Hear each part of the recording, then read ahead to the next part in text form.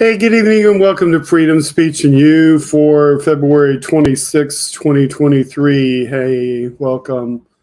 Let me just click something over here and I'll be able to tell.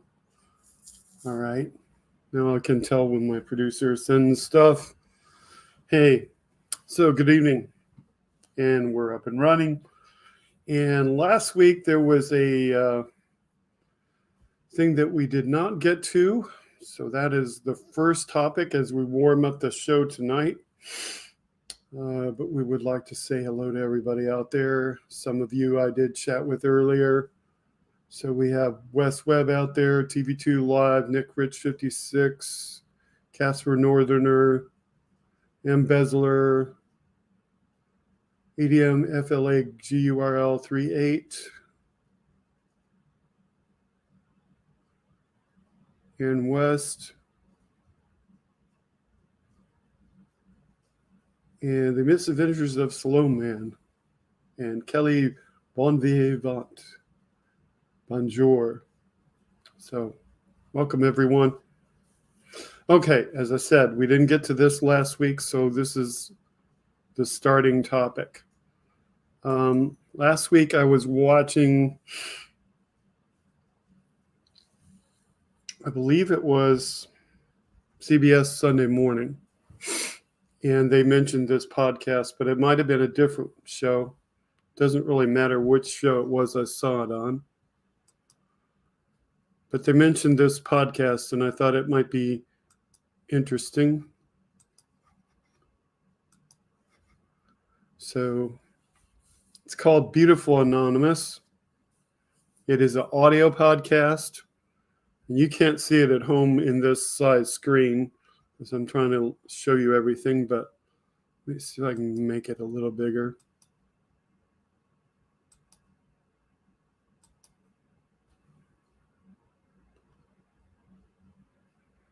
It's beautiful stories from anonymous people is the premise behind this show. And if you can see them, maybe you can see them now if you have a big screen. It's available on Apple Podcasts, on Stitcher. I've never heard of that one, and Amazon Music, and it's possibly available in other places.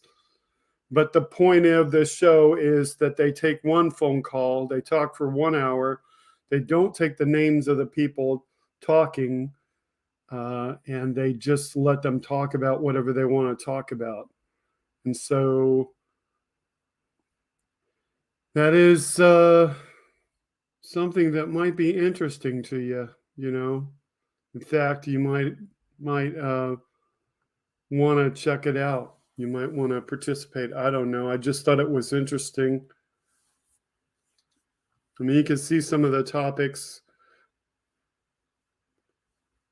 there. So, and surprisingly, even though I just heard about it, 359 episodes already. So apparently it's been out there for a while. Looks like it's weekly. So it's been out there for 30, probably about 50 or so. No, yeah. It's been out there for about 50 or so weeks time, if it's been consecutive, and you could look that up. So anyway, that is something to check out.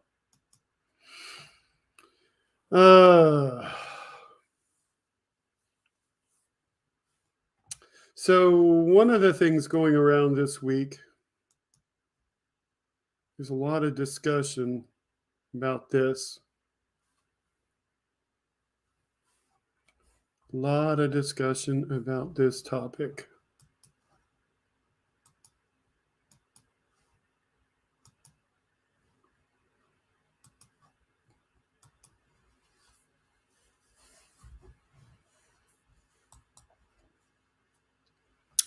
And it's COVID-19 likely the result of a lab leak in China, Energy Department says.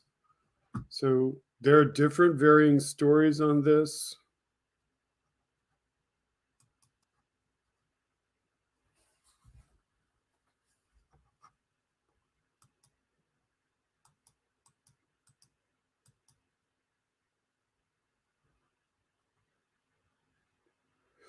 And you kind of think to yourself, why the energy department? Well, apparently the energy department has a lot to do with the commerce department. So those two are together. And I guess in the interest of how it affected the commerce of the United States, the Energy Department was allowed to investigate it. That's my belief. You might say so in the article. But the Department of Energy's issued a report stating that COVID-19 is likely the result of a lab leak in China. Wall Street Journal reported on a classified intelligence document that was shared with White House officials and some members of Congress. Sources told the paper the findings were based on new intelligence.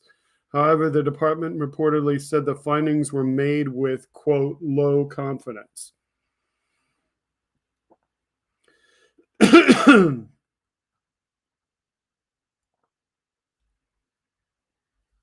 Obviously, since it began, COVID-19 has had competing theories over the origins of the virus. China said the virus was an animal-human spillover, with this particular coronavirus jumping from bats to people. Supporters of the animal spillover theory cite a recent increase in disease outbreaks attributed in part to increasing contact between people and wild animals as civilization encroaches on previously isolated habitats. At the same time, politicians, including former President Donald Trump, theorized the virus was actually the result of a lab leak in Wuhan, China, where researchers were doing work with the coronavirus. Supporters of the lab leak theory have pointed to China's reluctance to cooperate with investigations into the origin of the virus and the history of lax safety procedures at the facility. Among scientists, the consensus is leaned towards supporting the theory that COVID-19 emerged naturally as a result of human-animal contact. The virus, experts said, moved from bats to other wildlife and then from wildlife to people. Scientists have implicated China's wet markets, which sell produce, meat, and sometimes live animals, in the spread. And wet markets have been linked to outbreaks of foodborne illnesses and viral outbreaks, including avian flu. A report by the WHO, written by a panel of experts, came to the same conclusion, suggesting it was extremely unlikely that COVID-19 was a result of the lab leak. Support for the lab leak theories mainly come from intelligence. Okay, here we go, and dated by an ad.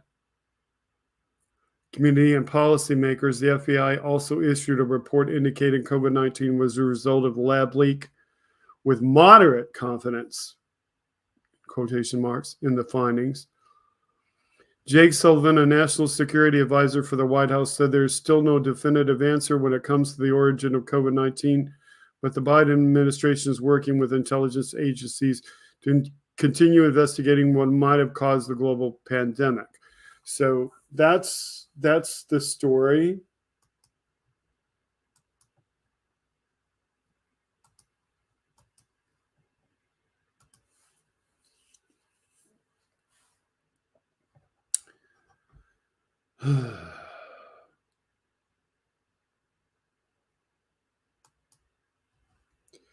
Earlier on in the year, though, there was this story.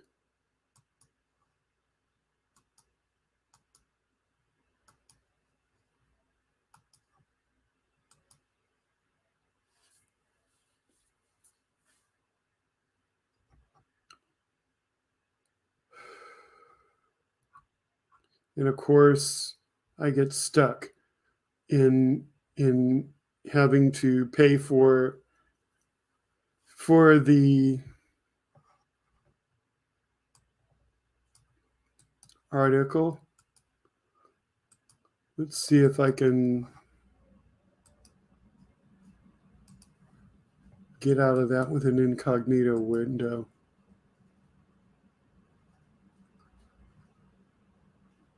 Nope, it's not letting me get around it. Well, anyway, I will just tell you there is a story from January that says the National Institute of Health representative denies such claims and says that it was naturally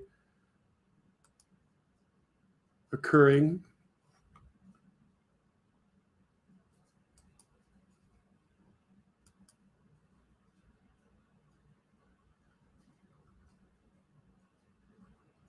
And I had another article just in case.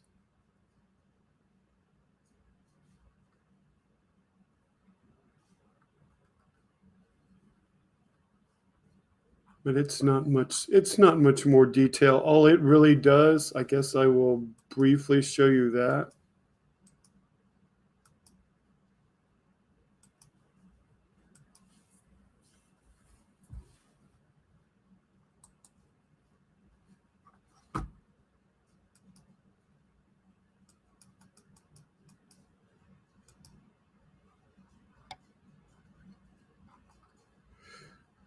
It sort of says most of the same things.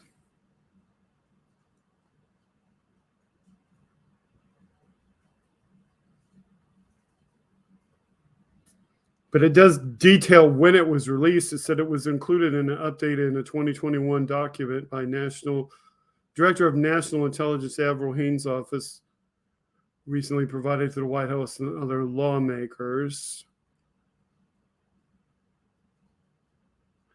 Okay, so the Energy Department oversees a network of U.S. national laboratories, made this judgment. And it marks a change from 2021 when the department was undecided on how the virus originated. So they did make changes. It talked about Jake Sullivan.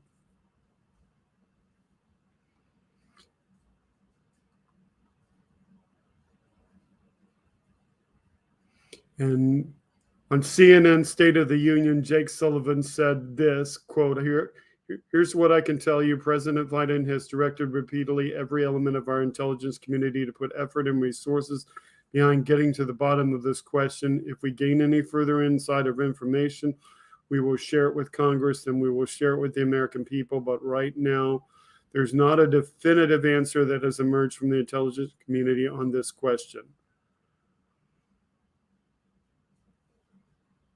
And then this talks about the FBI report, which I mentioned earlier, being declassified and being released in November 2021 after a 90-day review order by the president.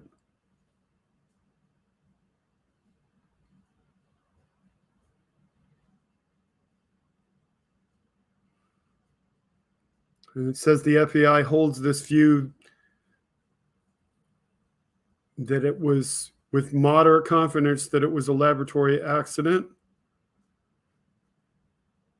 National Intelligence Council says with low confidence the pandemic was likely caused by natural transmission. Two other agencies, including the CIA, are undecided.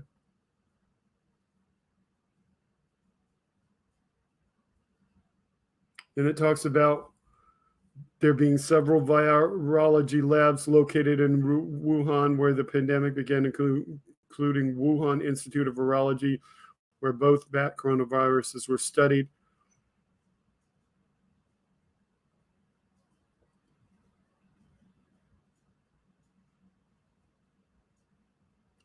U.S. officials told Wall Street Journal that while the Energy Department and FBI agree that unintended lab leak was likely the cause of the pandemic, both agencies made their assessment for different reasons. While many officials once dismissed the lab leak theory, instead claiming an outbreak at the seafood market in Wuhan, China, was the source of a virus, some scientists and officials now believe outbreak was just an example of community spread, not where COVID-19 originated, according to the report. So again, there's different information there. A team of experts from 10 countries released a report on behalf of WHO saying the virus was likely spread. Okay, we said that earlier. And that a lab accident was extremely unlikely.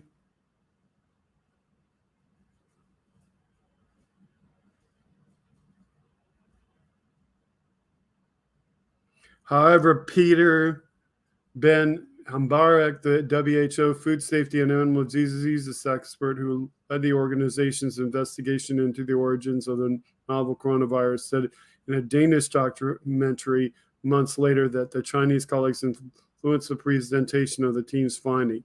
Quote, in the beginning, they didn't want anything about the lab in the report because it was impossible, so there was no need to waste time on that. We insisted on including it because it was part of the whole issue about where the virus originated.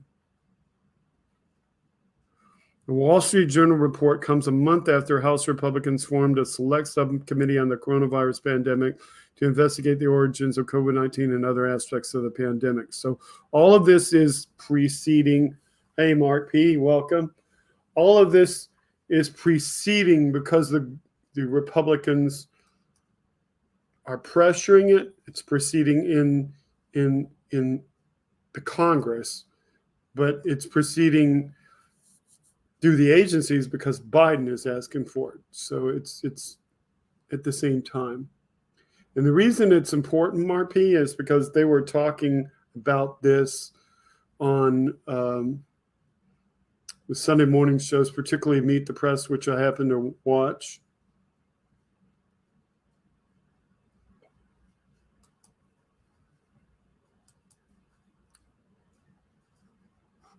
So Meet the Press.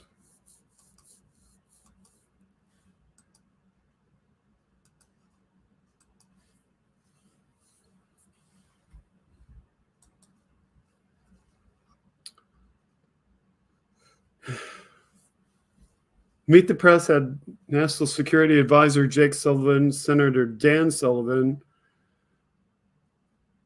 Jonathan Alter, Al Cardenas, Tamara Keith, and Kristen Welker. Those last four being the people on the panel.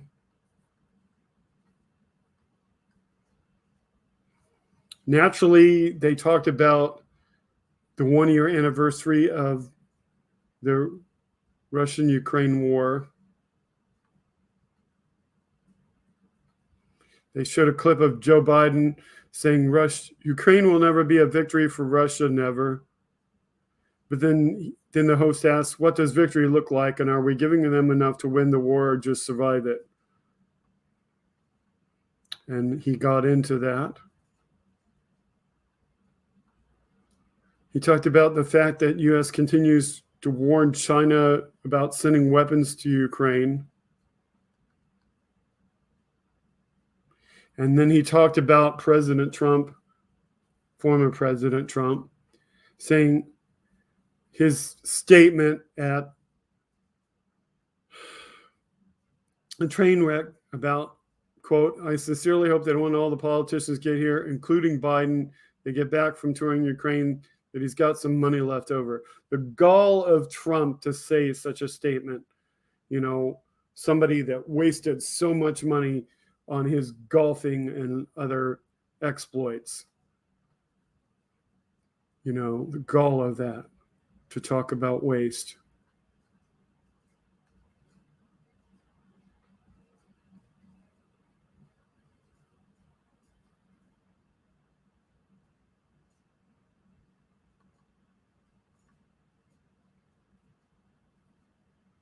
So Chuck Todd get into this bit about, you know, what does victory look like? And he asked that question, and he went on to say that there was no consensus between the United States, the European allies, Ukraine or Russia as to what a victory looks like, you know.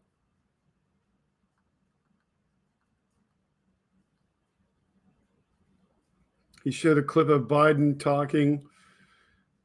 1 year into this war, Putin no longer doubts the strength of our coalition, but he doubts our conviction. He doubts our staying power. But there should be no doubt our supporters for Ukraine will not waver.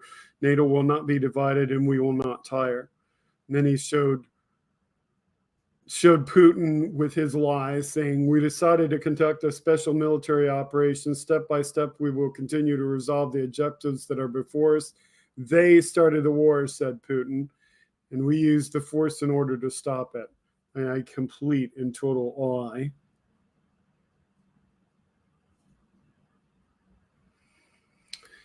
Todd pointed out the fact that Biden's visit to the Ukraine was the first time in modern history that a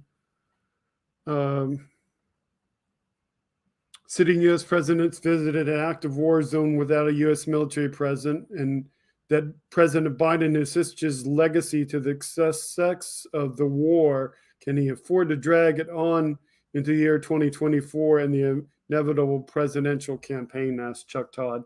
The American people are already divided on ongoing support to Ukraine, split 49 to 47 on whether Congress should provide more weapons and fundings. Isolation among Republicans is growing, with leading potential hopefuls out there now trying to show some distance with the Ukraine war. And he talked about on Friday that despite Ukraine's requests and growing bipartisan course in Congress, President Biden made it clear he's ruling out provided F-16s for now. Meanwhile, Russia has sustained 200,000 casualties, 8 times higher than U.S. casualties in 2 decades of war we waged in Afghanistan. That's an important thing there. They've lost more people in Russia, 8 times more, in just this 1 year than we lost in 2 decades waging war in Afghanistan. Moscow's winter offensive has so far delivered just minor territorial gains. The only potential beneficiary of a protracted conflict may be China, which offered a peace plan, by the way, that Ukraine did not reject out of hand. So I find that interesting. Ukraine did not reject what China had to say out of hand. I guess my feeling on that would be that the reason why they didn't reject it immediately is because they're saying, well, if Russia won't talk to us directly, good evening, Tina. They're saying if Russia won't talk to us, Ukraine, directly, we will allow somebody else, including China, to be involved to try to negotiate things. But ultimately, it's up to Ukraine to decide what is and what isn't a win. The U.S. did, however, object, said Todd, and still leveling accusations that China is considering providing lethal aid to Russia. Well, we should be concerned that what China might do is make Russia more powerful and create more problems for us and more problems for democracy as a whole. U.S. officials tell NBC News that intelligence suggests that aid includes artillery and ammunition, but U.S. officials sound the alarm on Friday. President Biden downplayed the threat from China. Biden said, quote, we haven't seen it yet, but I don't anticipate a major initiative on the part of China providing weaponry to Russia. He might be saying that because he might be cognizant of the fact of what they have and what they don't have. And he may be cognizant of the fact that as president, he can see, based on the intelligence provided to him, that they simply can't afford to give Russia weaponry and give up what they have. That's my speculation.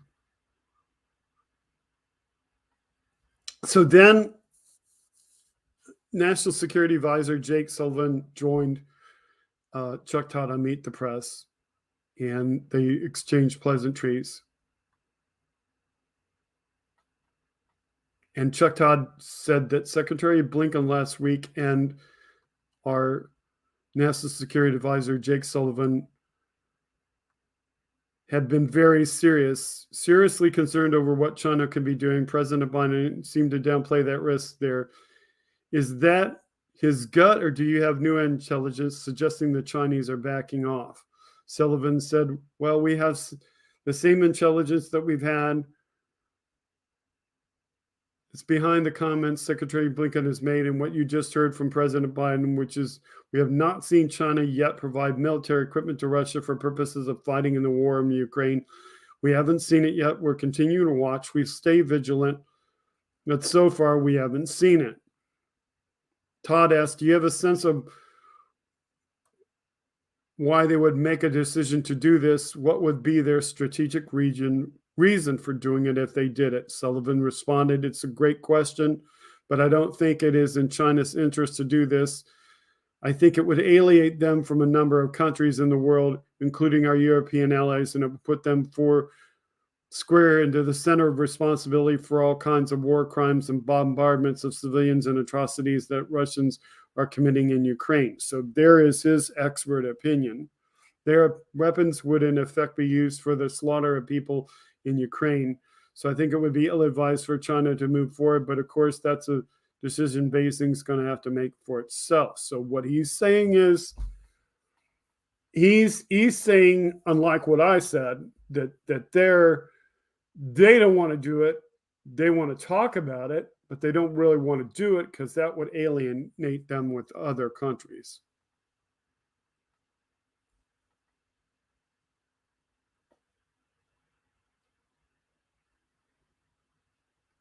Todd continued, "Other than seeing there were the consequences for getting involved, you or anybody else has not laid out any specific consequences. Why not? Why not go public with what could be the consequences, whether it's on sanctions, whether it's weapons or troops to Taiwan? Why not lay it out to the public?" Sullivan responded, "We believe this is better done directly with Chinese counterparts in private." So Sullivan would not give Chuck Todd publicly any answers about what the United States might be doing behind the scenes with the Chinese. He didn't want to give away the game plan, if you will, of the United States. And he went on to say that Blinken had the opportunity to meet with China's top diplomat and where, and that they had channels to be able to make sure that China understands the U.S. position and what would happen if they move forward with this step and we don't see as much profit in microphone diplomacy on this, which I applauded. He's like, we don't come here to just parade our United States policy before the microphone and before the camera to score points with the public. We do our diplomacy as diplomacy should be done, and we get things done where it should be done, and we don't come on this show just to grandstand, which I loved. I just applauded that because I was like, yes, because what exactly does the other side do? What do the Republicans do? They come on that show to grandstand every single time.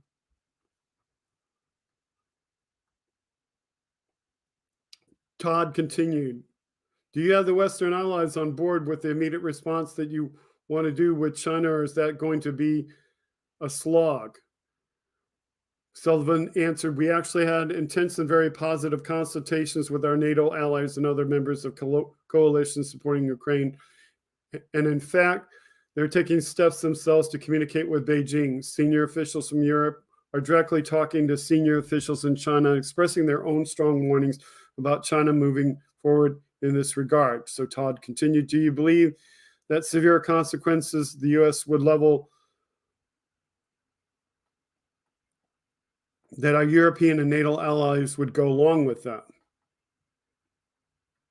Again, Sullivan said it again. "In staying away from microphone diplomacy, I will stay away from hypotheticals. All I want to say is we can have extremely effective, constructive discussions with our European allies about this contingency. I think we're all on the same page about our concern, our alarm, were this to happen. We all see the same thing right now, which is China has not moved forward and will deal with this circumstance should it come to pass." And I was like, yes, he's not falling into Chuck Todd's trap. He is not playing the camera and microphone game. I was like, yes. Todd continues, "Is the peace plan that China put out, many United States administration officials have essentially dismissed it out of hand, but President Zelensky didn't. What would you make of his decision? Is that a smart move by him?" And Sullivan responded, "There were parts of the plan that Zelensky didn't like, parts of the plan he thought would be okay. One part of the plan I particularly liked is is point one of the plan, which is respect the sovereignty of all nations. The plan could just stop there because Russia could end this war by respecting Ukraine's sovereignty and pulling out. But what Zelensky also said, and this is critical, is that he would like to speak to President Xi. China put forward this plan without having a single conversation since the war began between President Xi and President Zelensky. The Chinese have talked to the Russians a lot, but at the most senior levels, they have not talked to the Ukrainians, and it's very difficult to advance any kind of peace initiative when there's this one-sided diplomacy going on. From the United States perspective, the critical thing is that any peace plan offered by anybody has to involve the input of Ukraine. Yes, yes, yes. Has to involve Ukraine. You can't go and say, okay, let's declare peace, but screw you, Ukraine. As President Biden has constantly said, nothing about Ukraine without Ukraine. That's a quote. And that goes for this initiative as well as any other initiative under the sun. Todd wanted to talk about the criticism from some Democrats who believe that there is more aid and more aid needs to be sent to Ukraine, and it needs to happen faster, including F-16s. And he talked about people who said these statements. He played the tape for him. So he played Jason Crow. They need more aircraft. They need more advanced aircraft. That's why we've been pressing the administration on bipartisan basis to help them advance their Air Force, to give them what they need to fight to win. Michael McFaul, I think if you want victory, we have to do more. We're not giving them the weapons they need for counteroffensive that they're planning in the spring, and I think it's going to run out. Jared Golden said, some people have raised concerns about training. Well, last September, many of us called on administration to start training in F-16 or fourth generation aircraft, and of course that hasn't even begun. So the time to start this process is now. And then Todd addressed Jake and said, it's that last comment I want you to respond directly. I understand you say F-16s are not something they need right now, but to Congressman Golden's point, why not starting Ukrainians on this now so that when they inevitably do this or likely do it, they're ready to use them? Then Sullivan said, well, first, it's important for people to understand that Ukrainian pilots are currently flying day in and day out. Bingo! They can't be trained to fly something else without taking them away from what they're doing. So they gotta keep flying what they're doing in order to defend their country. He continued, they're flying Soviet-era fighters, MiG fighters, and the coalition is providing spare parts for those planes to ensure that they can stay in the sky. So first of all, we're providing a substantial amount of support to the Ukrainian Air Force for limited kinds of missions that the current war calls for them to undertake. And second, the central focus of all our efforts right now is to help them take back territory that Russia currently occupies. And the assessment of our military commanders, the giving advice to President Biden, those that are giving advice to Biden, are that they need right now are tanks and armored personnel carriers, infantry fighting vehicles, artillery, and air defense systems up there on the front line. So what he said was they're giving them what they're being told to give them and giving it to them in large quantities. And that the question of F-16s is for another day, another phase. And to stick with the current phase, the current comment, give them what they need now. And then Chuck Todd tried to get him to say, that the United States was going to end up giving them F-16s, and why not, do that now?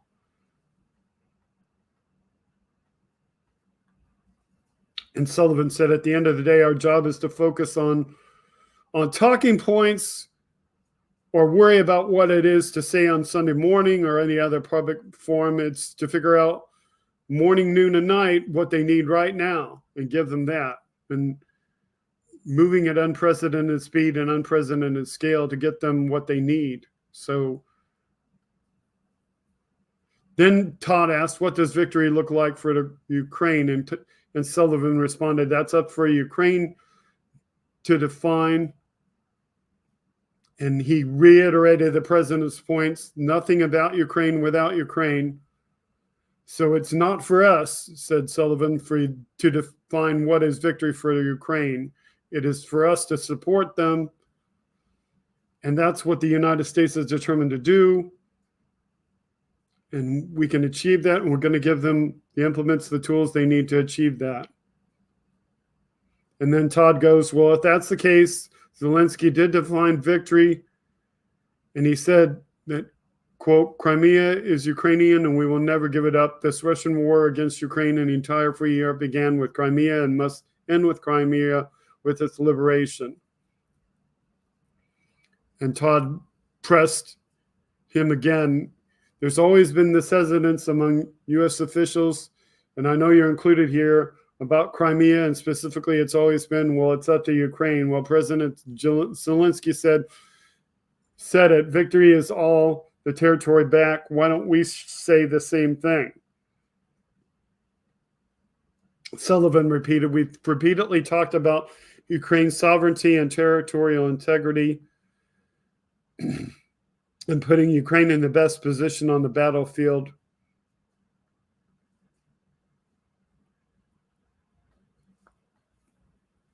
And Zelensky said that we would have to get to this diplomatic phase of this conflict.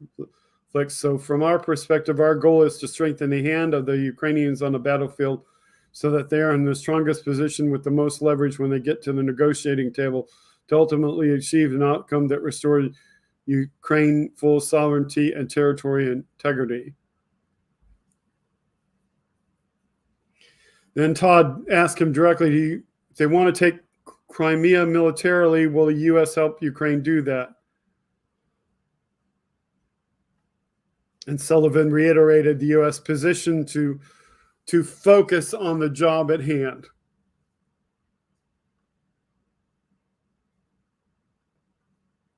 Then Todd tried to say, it looks like you're saying it's the ideal outcome is for Ukraine to take more territory back. Putin fears he could lose Crimea, and he comes to the negotiating table to see if he can keep Crimea. Is that a best case scenario? Sullivan said, I know why you're asking the question, but you have to understand we're not going to negotiate over the destiny and sovereignty of another country. That is for their democratically elected president to decide. Again, applause to that. We're going to give Ukraine the tools they need and do the job to do it the best as possible. So,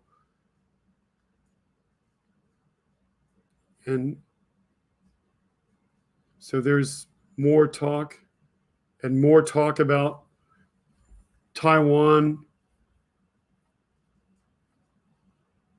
and whether he had anything scheduled with Xi. There's nothing scheduled yet.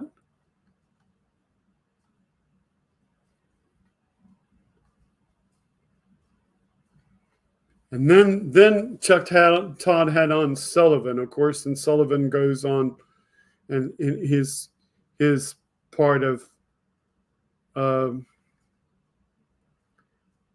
this show, and they start talking about,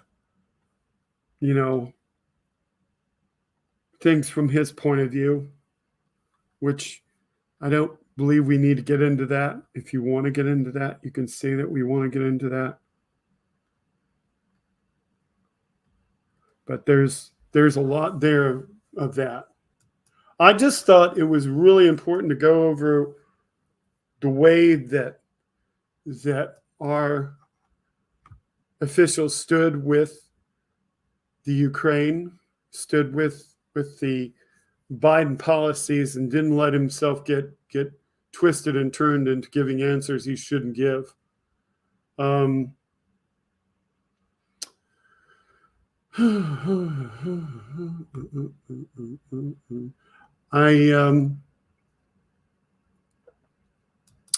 wanted to touch on this clip. So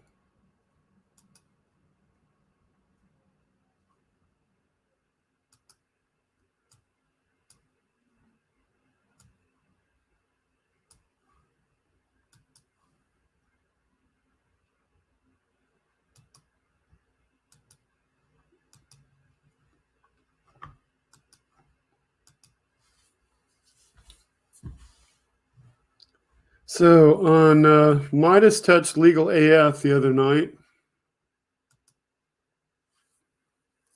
there was this statement made.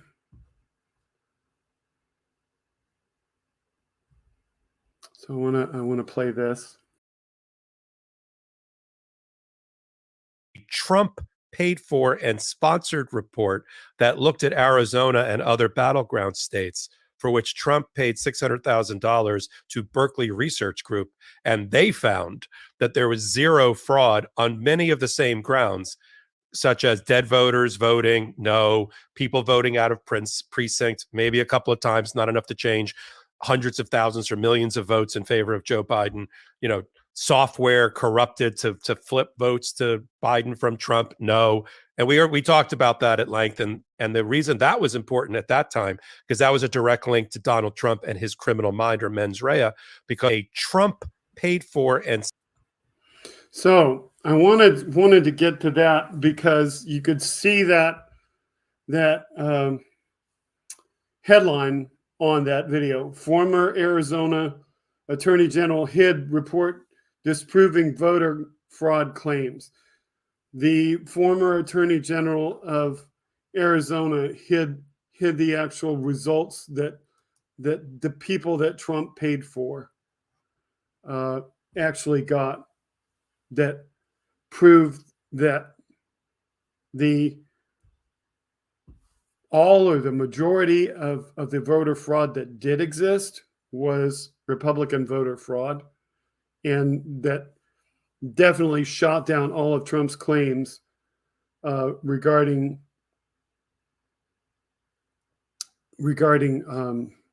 that there was fraud in the election that somehow cost him the election. And there's a lot more to that episode, so I would recommend you watch Legal AF.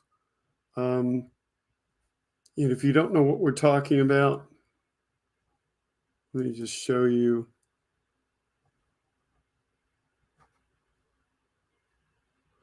a little bit of it.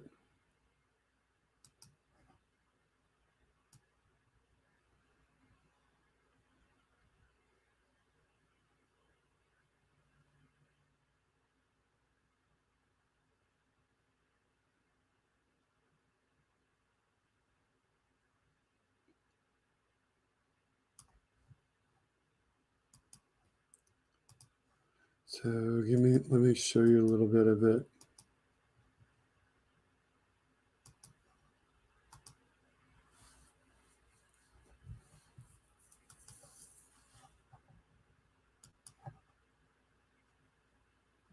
I have to wait for it to end the ad, or skip the ad. Oops, wrong one.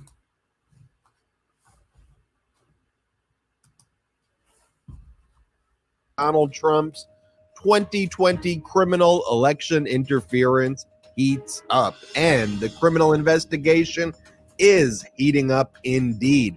Jack Smith is not hesitating and just filed a motion to compel the testimony of former Vice President Mike Pence following Donald Trump's baseless assertion of executive privilege and Pence's assertion of speech and debate clause immunity. Then let's turn to Arizona, where it was revealed this week by the new Democratic Attorney General, Chris Mays, that her predecessor, Republican Attorney General Mark Brnovich, that he concealed a report that his office prepared after 10,000 hours of investigatory work, showing that there was absolutely no evidence of election fraud in Arizona. This while Brnovich was out there on the Steve Bannon show and others spreading conspiracy theories about the 2020 election for Donald Trump. Look, I think Brnovich needs to be disbarred. We'll talk about it on this episode. Meanwhile, a federal judge in Washington, D.C. ordered Donald Trump to sit for a deposition in the Peter Strzok wrongful termination lawsuit in federal court in Washington, D.C. So you're wondering why I'm showing you all this. I want you to see all of the great topics that they covered last night on Legal AF. And I'm going to leave it up to you to go go to Midas Touch and go to their YouTube page or their other Facebook or Twitch pages in order for you to see all of this. But I just wanted you to see some of the things that they covered last night during this show. DC. And this is a wrongful termination lawsuit that was filed against the FBI. Let's talk about those implications and what is going on in Fulton County.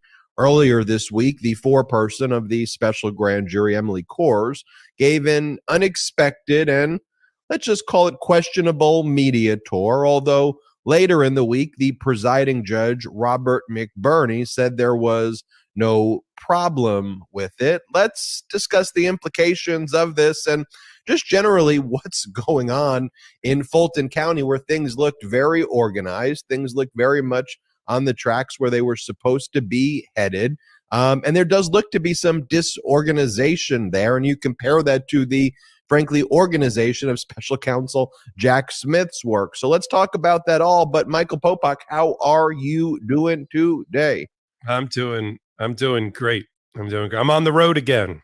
As people on Wednesday, I was in Atlanta, not because of the special purpose grand jury. Okay, so that was a little more than I wanted to show you, but I just wanted to show you that they did have a bunch of great topics yesterday evening, and I recommend you check out that show. Okay, we will not attempt to steal all of their content. We're just trying to publicize them because we like them, and we want you to check that out. And we wanted you in particular to see that the rest of that discussion about the 2020 election, because that's really, really good. Let's see. I have a YouTube video. I'll hold that for that later, just in case.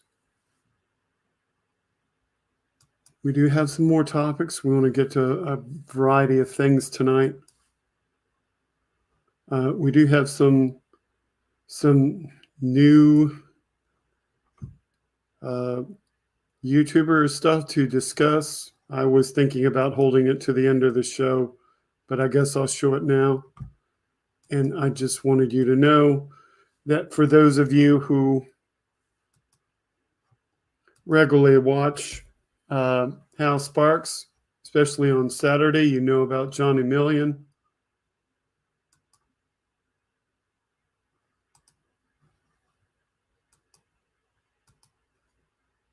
And if you know about Johnny Million, you know that he's one of Hal Sparks' buddies, but you might not know what he does or what he does on his channel. Well, he launched his Twitch channel over the weekend, and this is some of the stuff that he does on his channel. So give me a second here, because he played on his channel.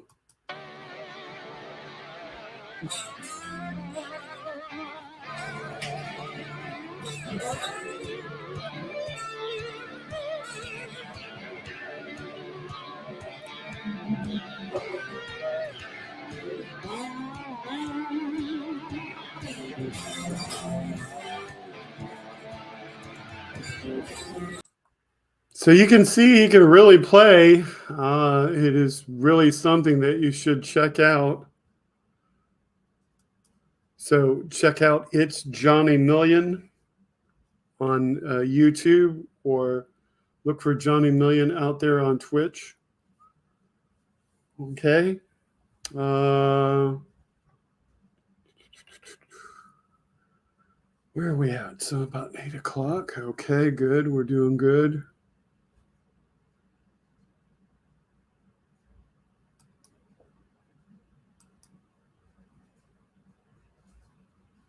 So today I was looking around, and Wes, I do know I can show your stuff. Today I was looking around at Facebook.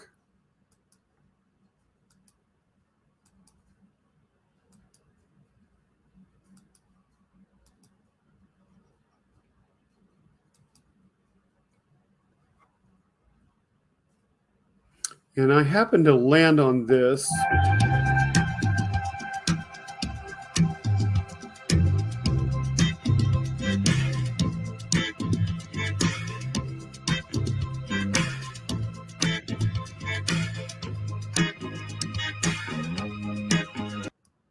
Now that's not very easy to see, and it's kind of like you got words over the top of that. So it kind of complicates you looking at it. So what exactly is that? Well, it's called NASA Psyche. And Psyche is the name of an asteroid or the mission. You can figure that out later.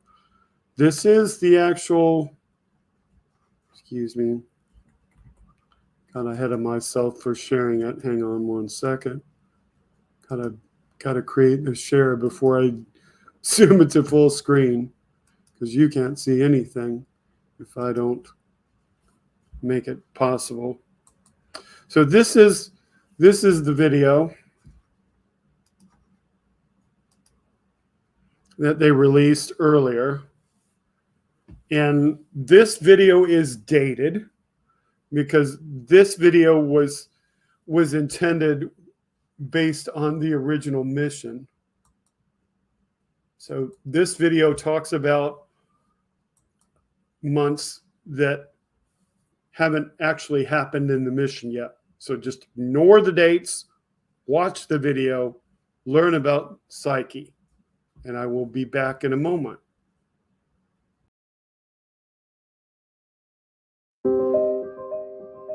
There aren't many classes of objects left in our solar system that we haven't looked at up close with a spacecraft.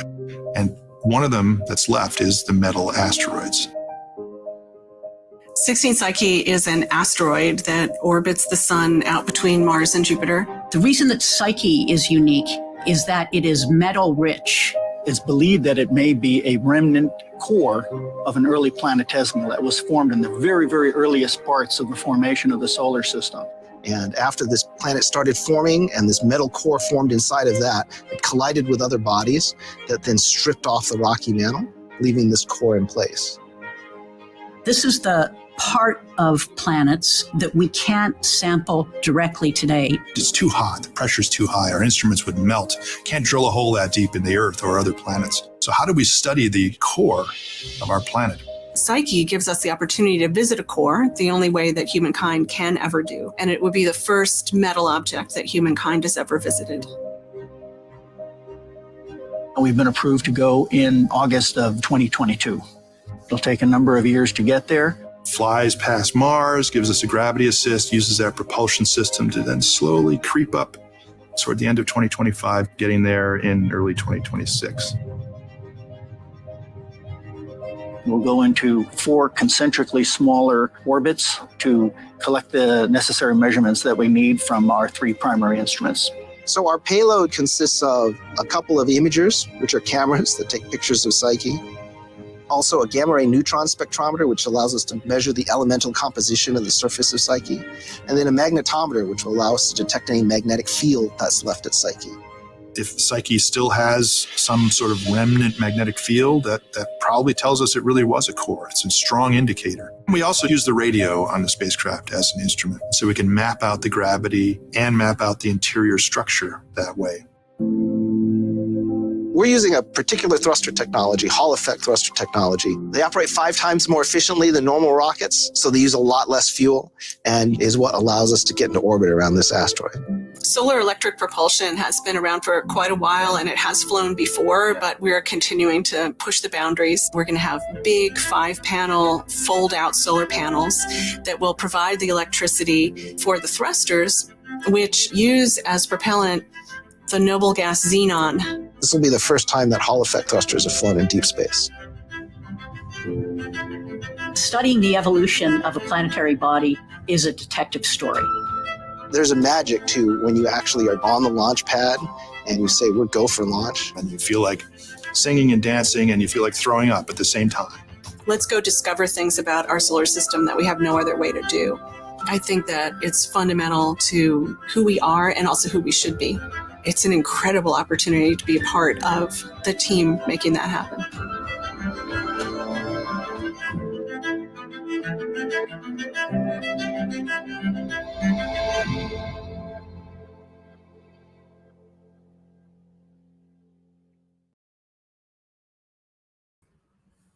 Okay, I am back.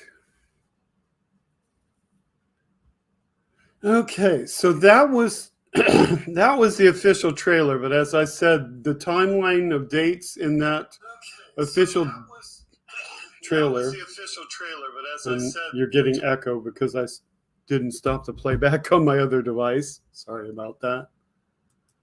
All of that timeline has changed, and this article about it basically gives a different timeline. So we have to look at this.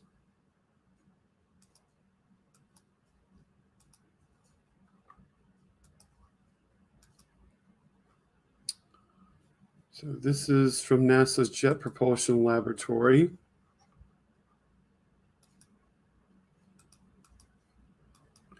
So it was originally to go last year. Now it's prepared to go, according to this January 25th article, sometime in October.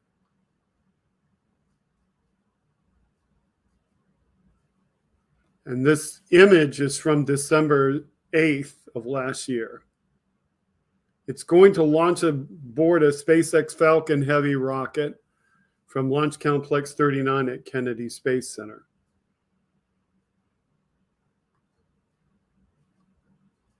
It's targeted for October.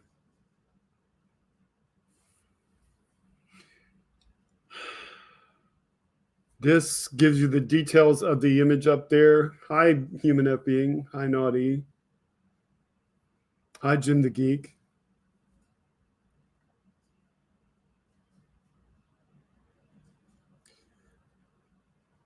So this says that it's in the clean room at Kennedy Space Center. It's in the Astrotech Space Operations Facility. It was powered on and connected to ground support equipment, enabling engineers and technicians to prepare it for launch in 2023. What it doesn't tell you what that part of the article is, this is normal standard procedure to power on any spacecraft that is operated by NASA and check it out while it's on the ground. So they check out spacecraft while it's on the ground to see if it's going to work properly when it's in space in these clean rooms. The only difference would be is if you're welcome, Shalom Man.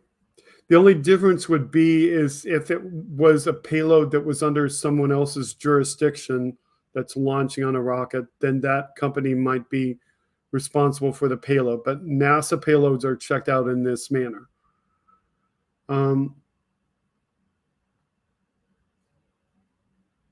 it says that teams are working at Astrotech and NASA's JPL in Southern California to continue communicate with the spacecraft and monitor the health of the system. So basically, they're doing a full systems check while it's on the ground.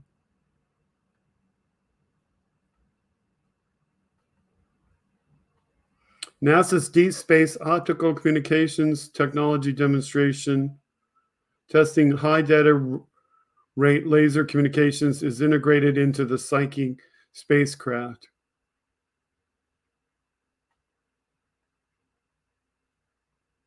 So they're using laser communications. Nice. A silver-colored cylinder shown in the photo is a sunshade for DSOC, and the gold blanketing is the aperture cover for the DSOC payload. Silver in the photo. Okay, that would be that tinfoil looking stuff at the end.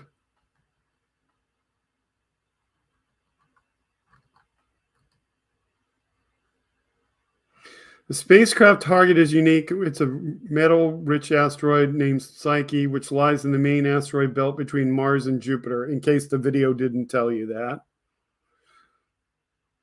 The asteroid may be the partial core of a building block of rocky planets in our solar system. Researchers will study Psyche using a suite of instruments, including multispectral cameras, gamma ray and neutron spectrometers, and magnum magnometers.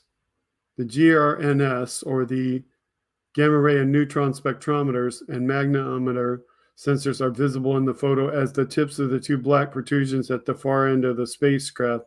Also visible here is the high gain antenna, which will enable the spacecraft to communicate with Earth.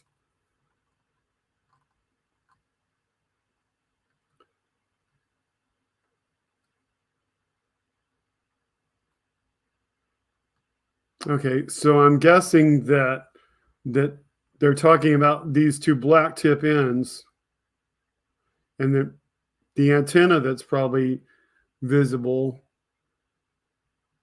is possibly this white thing right here, or it could be that right there. Not really sure.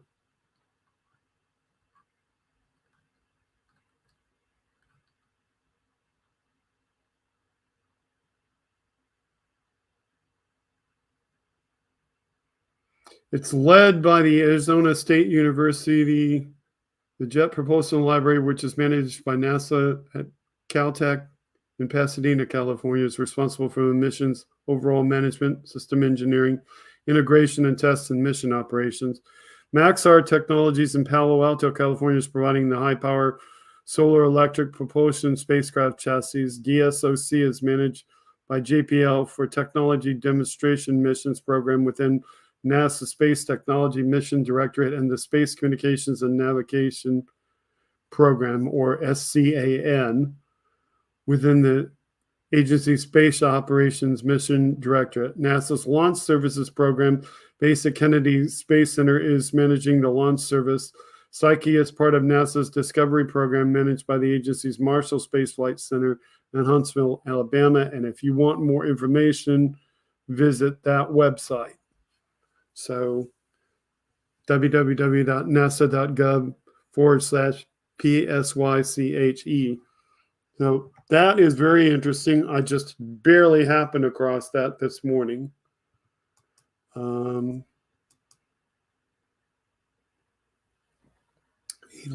okay.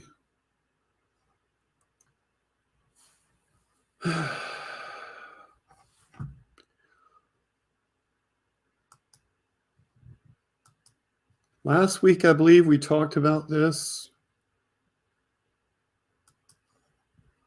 Now it's official.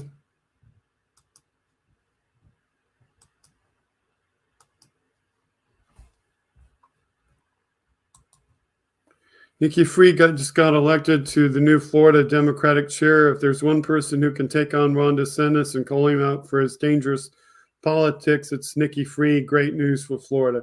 Hey, good evening, Trucker John. Welcome. So that's the headline.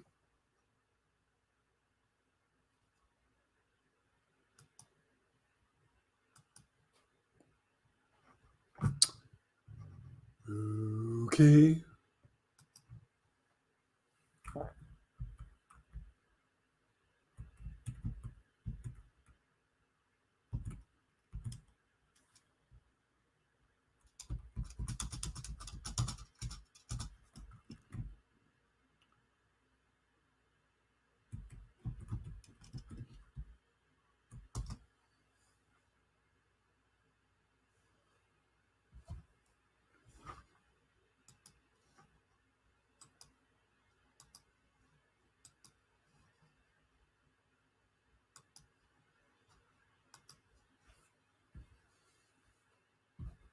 So that was the headline.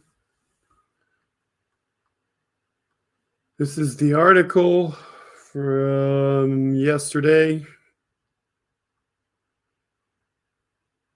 That's Nikki Fried.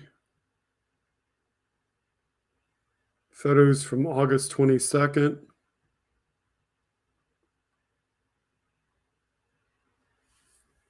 So Florida Democrats tapped former state agriculture commissioner Nikki Fried as their new chair on Saturday, tasking her with revamping a once formidable state political party that has struggled to stay competitive in recent years. She's a lobbyist who unsuccessfully challenged former Republican Governor Charlie Crist of Florida, who is currently a registered Democrat, and he was a representative also in the Congress, and he beat her to get the Democratic nomination.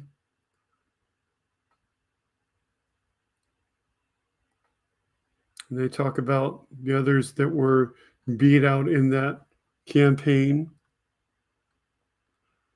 It talks about who she goes on to succeed. She succeeds over Florida Democratic Party Chair Manny Diaz, who abruptly resigned last month following a disastrous 2022 midterm election for the party in Florida.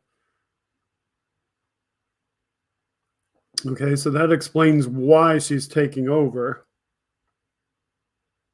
Yeah, he was a representative, but he was also a Republican governor too. So I can kind of say either, Wes. Says she entered the chair race less than 2 weeks ago after previously saying she wasn't interested in the job, but she quickly racked up a long list of influential supporters, and we just detailed that last week, and emerged as one of the contest frontrunners aside Tadeo. In taking the role, she will have one of the least envied jobs in Florida politics. The state Democratic Party has struggled for years with financial shortfalls, rampant infighting, lackluster voting registration efforts, and a floundering organizing program. Well, maybe she can correct all that. While Democrats say that the party's problems aren't new, they've become clearer in recent years, with Republicans overtaking Democrats in 2021. And the advantage for the Republicans only continues to grow. The latest voter registration numbers out of the state show there are now over 400,000 more registered Republicans than Democrats. True, but it doesn't talk about how many people are registered to some other party, and that's the point. You know, Republicans may have more people here, but it's not like it's just two parties. So even though for all practical intents and purposes, because of the way our state is organized, it's two parties that usually tend to win everything, because in our primaries, the only way you can vote is by party. So if you have somebody running, if you have people running as Republican only or Democrat only Republicans can vote for Republicans, only Democrats can vote for Democrats. And if there are no other party candidates, one party is going to get to vote in the primary for that particular election, and the other party is not going to get to vote for anybody. It goes on to point out that Ron DeSantis won by a 19-point margin. I believe the reason why he did is because a lot of people didn't want to trust Charlie Crist, because they wanted her instead. But nevertheless, the Democratic Party voted for him instead of her. So, but when it came down to, you know, did people want DeSantis or did they want to change to Charlie Crist? They didn't want to, because those who vote along party lines tend to vote party lines, and those who vote for somebody based on their belief that somebody is going to be the same person they're voting for probably didn't vote for Crist, because he had been a Republican and then an independent and then a Democrat. So they probably didn't vote for him. And it article points out this is the first time in over a century there's not a single Democrat in a statewide elected office. True. There are Democrats in our state Congress and are there, but there are no Democrats in any of the state offices. So there's nobody anywhere in the governor's cabinet that's a Democrat, whereas she was the last Democrat. But she had to give up her job as agriculture commissioner. So she was the last one to win to a statewide office.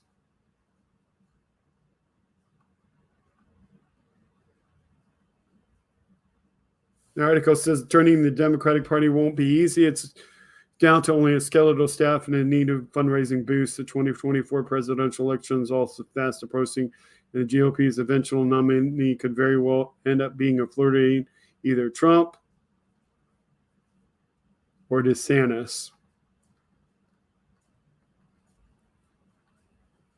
The one thing, though, is if it is DeSantis, he will have to stop being governor to run.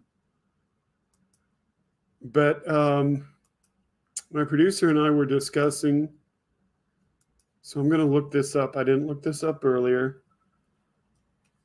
Must Democratic Party chair stay in office for 4 years?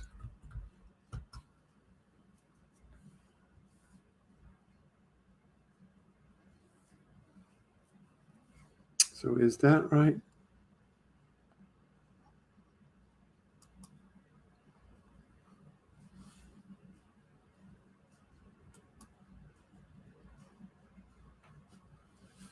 So let's see.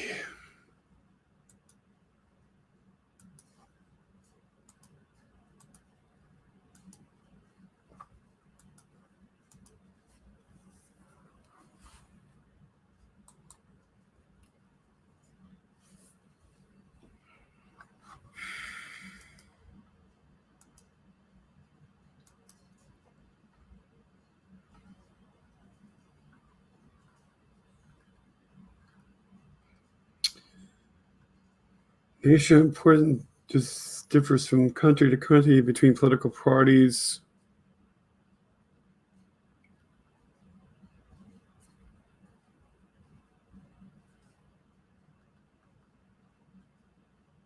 And it goes into detail about what it is in each thing. United States.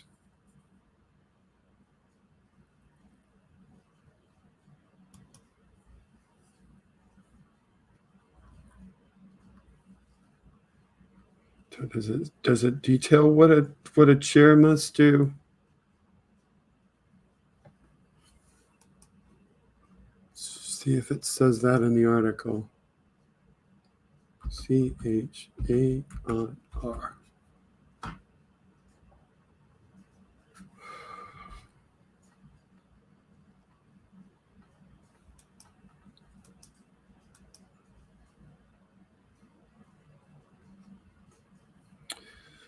Democratic Party Committee.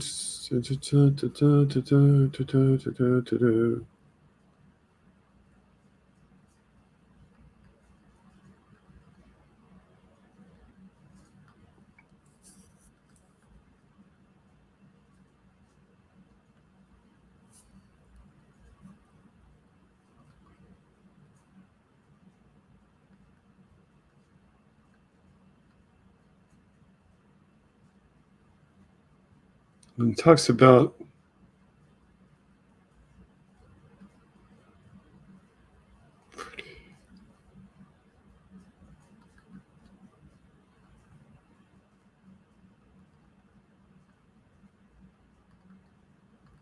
these are the ones that are national chairs. So I don't know if they see if they talk about Florida specifically.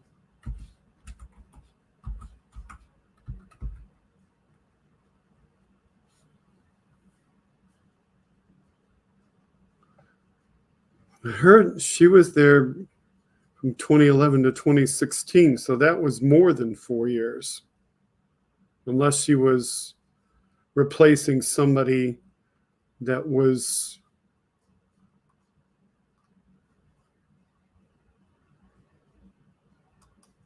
so let's see if it details that she replaced somebody that was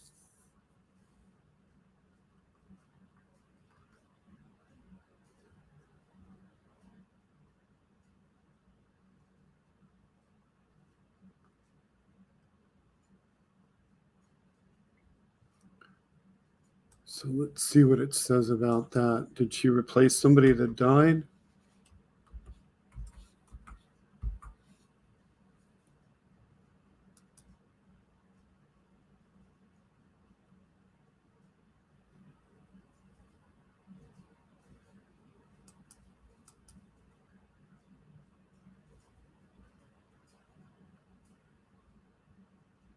Okay, she was elected in May 2011. She replaced Tim Kaine because he ran with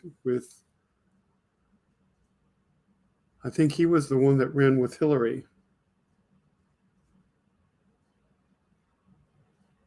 But she resigned. So she didn't stay. So I guess, you usually have to resign. So it doesn't seem like you have to have, and I didn't find when I searched for it, doesn't seem like you have to be there precisely for 4 years. They probably just expect you to be there for 4 years. So kind of that sort of way, I guess.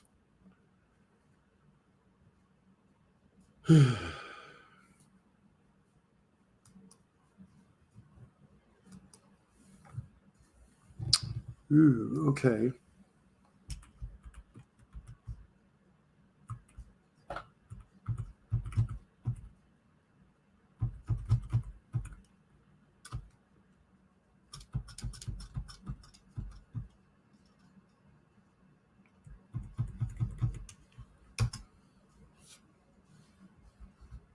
Okay, another topic.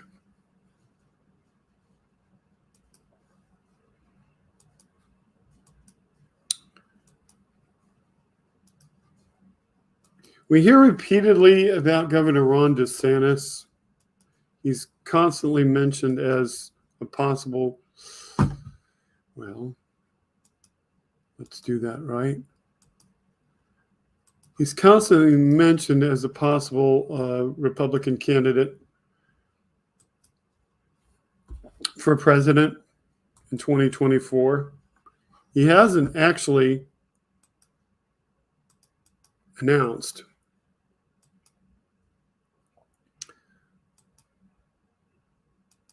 But even though he hasn't actually announced, he's already getting 7-figure checks from top GOP donors.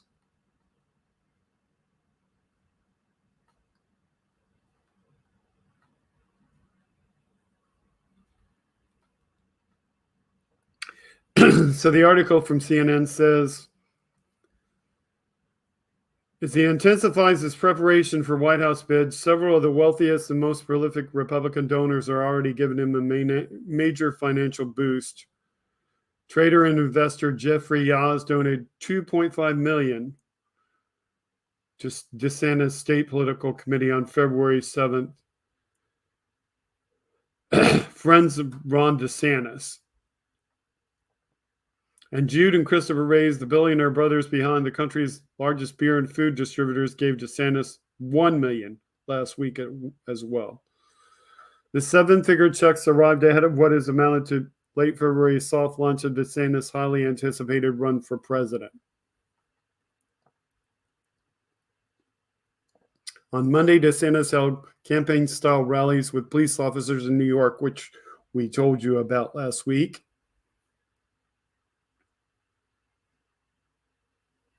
Philadelphia and Chicago, or actually we told you about Chicago, excuse me. So we didn't tell you about New York, but we did tell you that he was going to Chicago, where he regaled the crowds with stories of culture wars. Ahead of a potential GOP primary clash with Donald Trump, DeSantis will next host a 3-day retreat for donors this weekend in Trump's neighborhood. Wow. And his memoir, The Courage to Be Free, drops next Tuesday, with plans for a national book tour and event scheduled with GOP activists in Texas, California, and Alabama. Choke and puke. This cascade of activity is the clearest sign yet that DeSantis intends to jump into the Republican primary, even though he's in no rush to do so. Exactly. He's in no rush to do so because the minute he declares, he has to give up his governorship, and he ain't going to do that. He's going to walk around and campaign without campaigning as much as he can. Even as Trump channels his energy at derailing DeSantis, no pun intended. Yes, Rosebud, 1:45 a.m., 4-man launch tonight. Florida governor is sticking to plans to wait on the formal announcements until May or June after state lawmakers hold their annual legislative session. According to sources close to the governor, DeSantis seemed to confirm the timeline during a Monday appearance with Fox and Friends. So he is definitely waiting at least that long because he wants to at least get in one more round of legislation before he has to give up his job.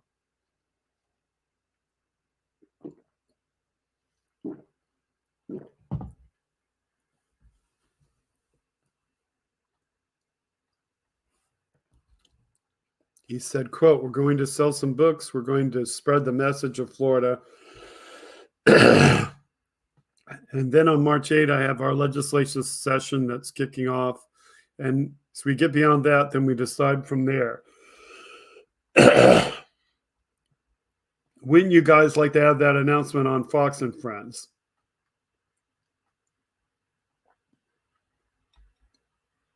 The continued financial support from wealthy donors achieved without actually declaring himself a candidate explains in part why DeSantis is content to remain on sidelines. In addition to the $4.5 million from Yas and the Reyes brothers, DeSantis' political community has more than $71 million left over from last year's re-election effort. Wow. 71 million left over. Can you say that he has all the financial support? When he shattered fundraising records en route to a lopsided 19-point victory in the Sunshine State. Excuse me. CNN reached out to Yas and the Reyes brothers through their respective businesses to inquire about their donations to DeSantis' political committee, but they did not respond. Not surprised. Not surprised at all about that.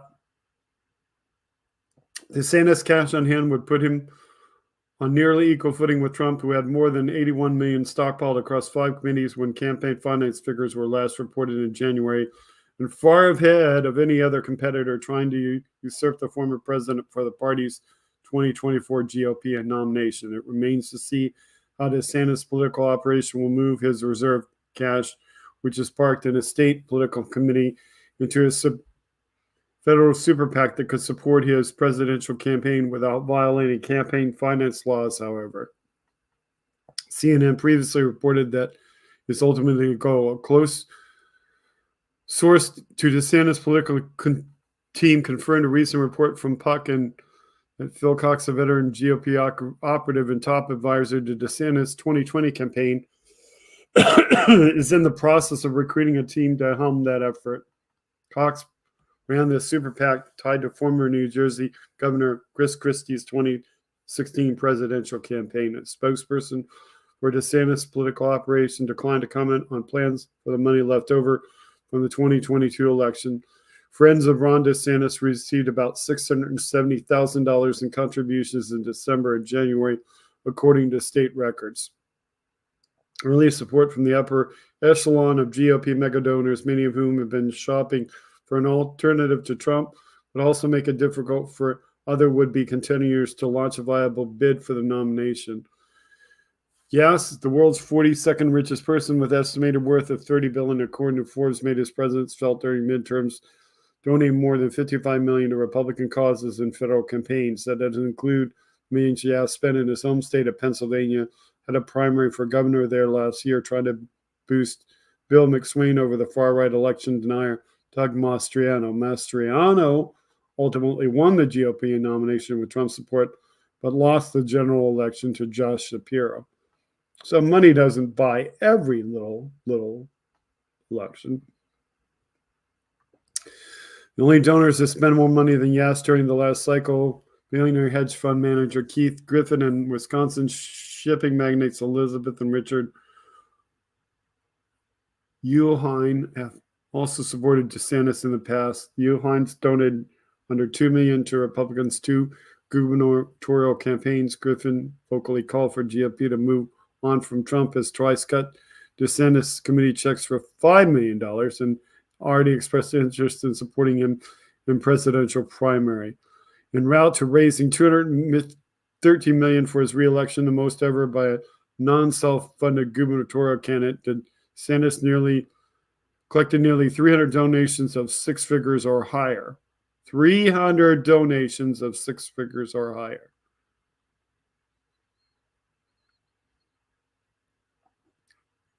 Many of his top donors will be in Palm Beach, Florida this weekend, where DeSantis has assembled 150 donors for an exclusive retreat on the same barrier island that Trump calls home.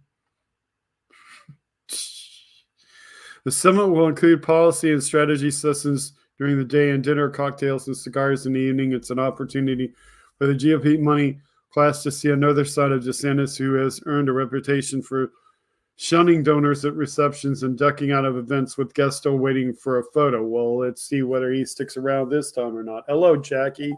Welcome to chat.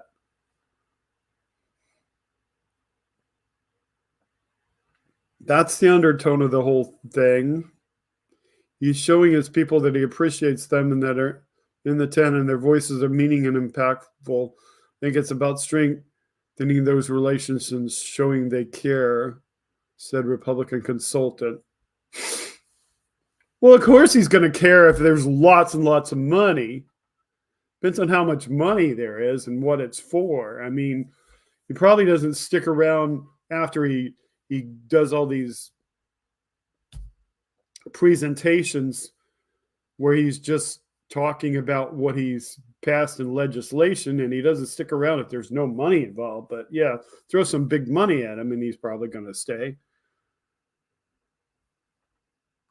The question is, what are they going to eat at these things? I mean, are they going to eat real food, or are they going to eat food catered by Buc-ee's, which he likes to go to? That's the real question. DeSantis' public maneuvering has increasingly drawn the ire of Trump, whose super PAC, MAGA Incorp, is hosting its major fundraiser at Trump's Mar-a-Lago resort in Palm Beach County on Thursday. In his latest criticism of his one-time ally, Trump said Florida was doing great long before DeSantis became governor, while praising the leadership of former governors Rick Scott and Charlie Crist. Beyond his public attacks, Trump has privately expressed annoyance to allies of DeSantis' 2024 ambitions as recently as this weekend, told CNN. Is this from... Okay, this is from February 22, Wednesday. So when they talk about Thursday, they're talking about this most recent Thursday, which we saw. If you watched House Sparks, you saw the Trump rally on Thursday.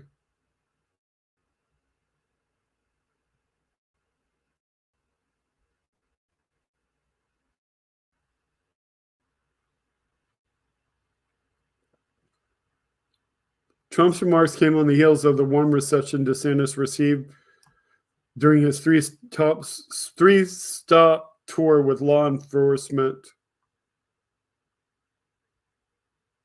DeSantis was on the road to make a sales pitch for police to move to Florida and tout his tough crime policies, but it was clear that those in crowds were already seizing the governor as a possible alternative to Trump.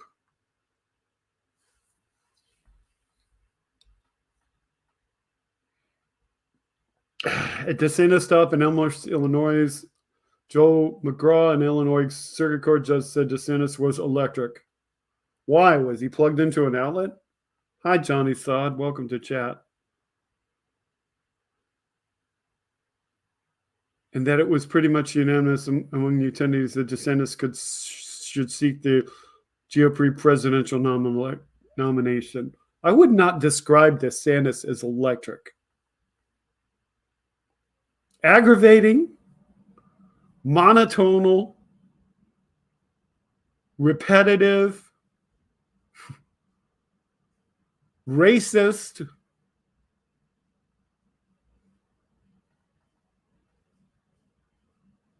totally lacking in empathy.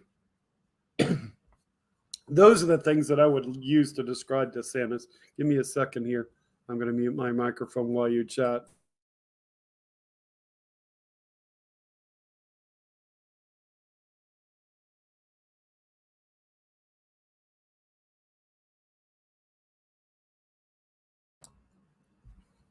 Okay, I'm back. Meanwhile, Bill Kopp, a 71-year-old pastor and police captain, said he liked Trump's record, voted for him twice, and would vote for him again. But also called the former president an insufferable narcissist.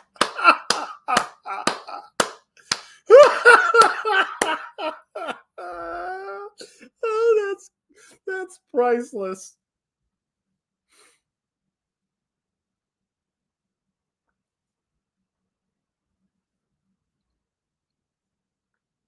It was so nice to hear someone reflect American values in a hopeful, positive. It wasn't really demeaning of anybody.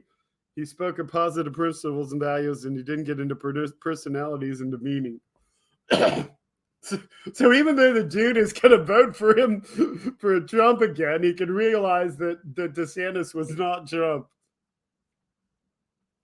I would not describe DeSantis as positive. Positively repulsive, yes. Positive, no. DeSantis' arrival in New York City put the governor into the heart of Trump's turf in his former home, Staten Island. He spoke to police officers for 20 minutes and stopped for bagels and shrugged off questions. And he tried to say the following: people can see with their own eyes that things are going well in Florida, so I'm not surprised this message is resonating. Oh, this is New York City Councilman Joe Borelli, excuse me. If and when he decides he'll get in, he'll have to convince people that his vision is best for America. I think it's going to be a tough choice for Republicans. We're glad he came and maybe dipped his foot in the water here, but certainly welcome a visit from the former president and anyone else. So that's the article.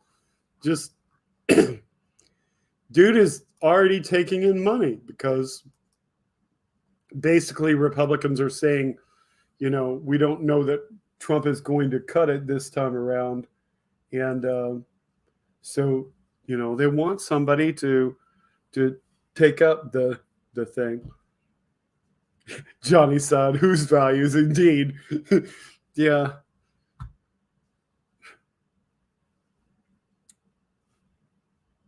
Whose values indeed?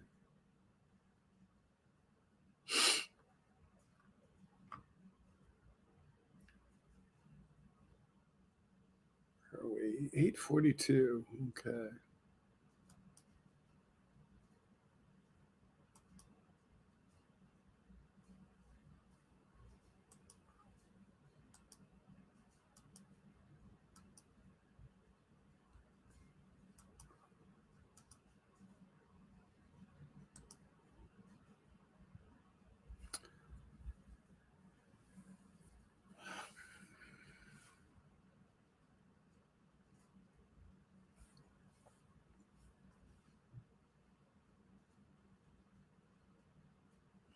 So I got video here. I'm not going to show you all of it, because that would result in a copyright violation. So I'm just kind of waiting till it gets to an appropriate place.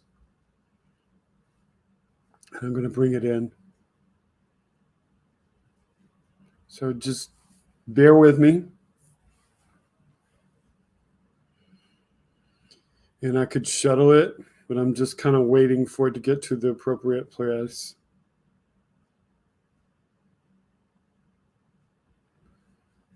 So let's see.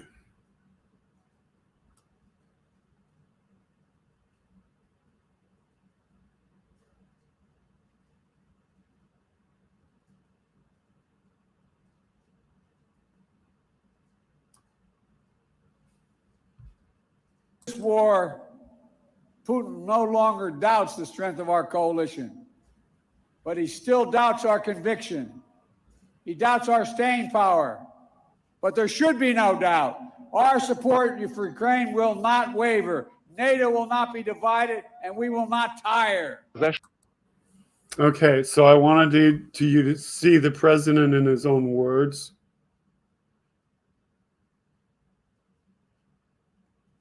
And we went through this earlier.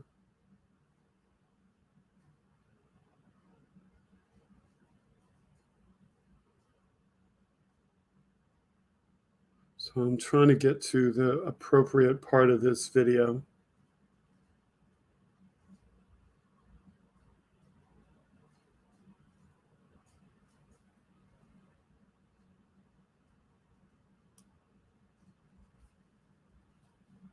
That the severe consequences the U.S. would level, that our European and NATO allies would go along with them?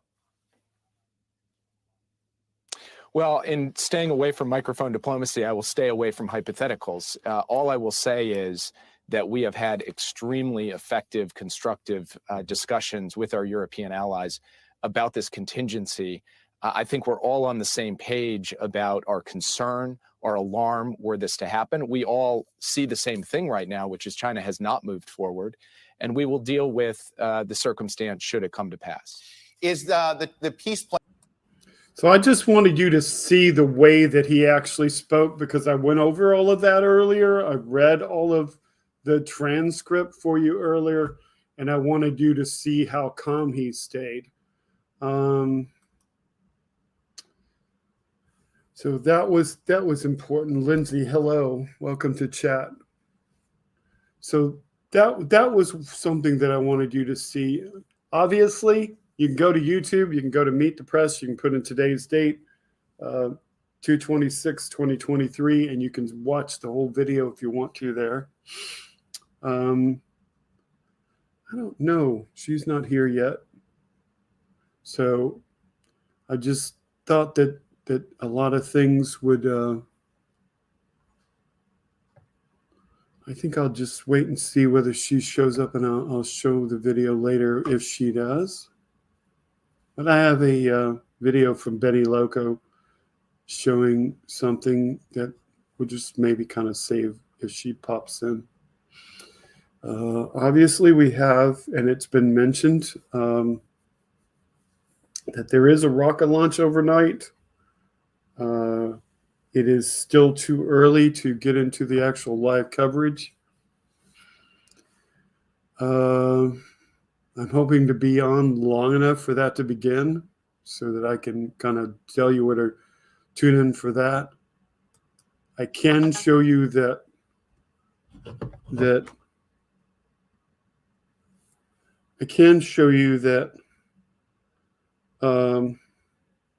they do have a promotional video up there on the actual live stream for NASA. So let me just show you that.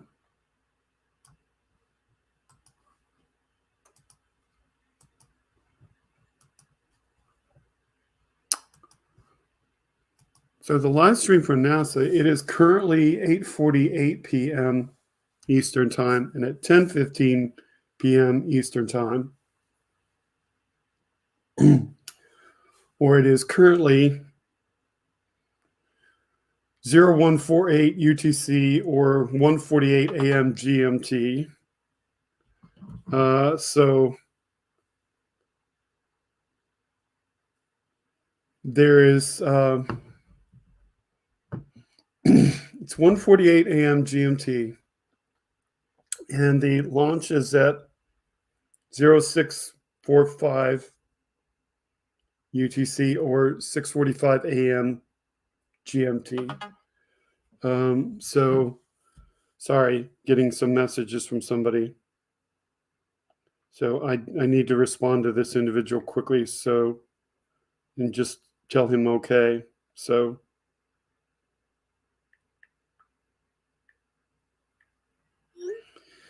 all right.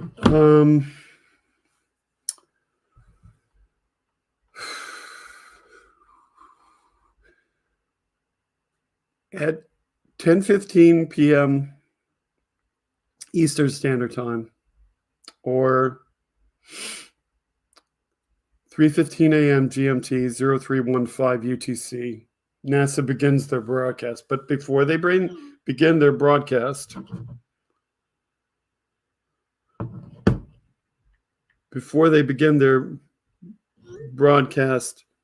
they have this up in the meantime. If you go to their channel, and this is the official promo for the broadcast. So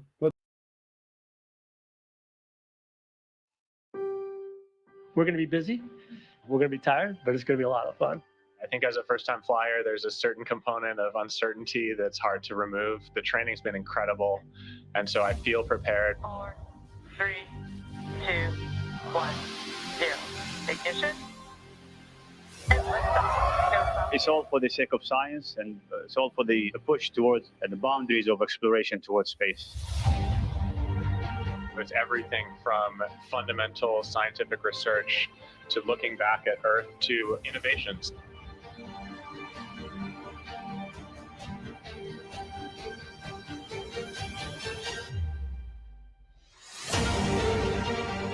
In weightlessness, things burn differently. And if you really think about things like vehicle design, we're often constrained by flammability requirements. So studies are enormously important for enabling us to push the envelope in the future a bit more. We're going to potentially swab the outside of the space station to try to get a sense of what sorts of biological material might be out on the outside of the space station. And that's relevant for planetary protection when we think about going to Mars. Potentially, we have crew flight tests coming up with the Boeing vehicle, followed by Axiom 2. The fact that we'll have two companies able to provide the opportunity to reach low Earth orbit, it'll change the way we look at how we fly to space. First out of mission, it's a great privilege, yet it's a great responsibility.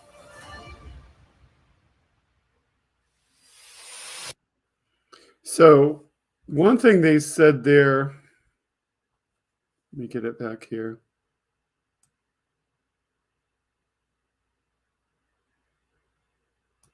The statement that they made there, the fact that we'll have two companies able to provide the opportunity to get to the ISS. We spoke last week about Boeing CST-100 Starliner coming on soon and having its first demo flight. And they don't specifically mention in here because this is just a trailer for the missions. But they don't specifically mention that this is actually the fourth time that Dragon Endeavour will have gone into space to go to the ISS. So I may have to correct that. It might be the fourth use of Dragon Endeavour. I have to look that up. But anyway, it's the fourth time for Dragon Endeavour to have a crew on board. So yeah, all of that going on. But the probability that soon we'll have Able to provide the opportunity to reach low Earth orbit, it'll change the way we look at how we fly to space. First out of mission, it's a great privilege, yet it's a great responsibility.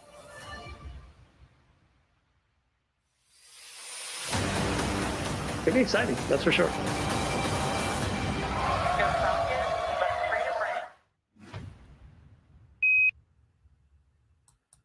So that's the official trailer for the live coverage coming up.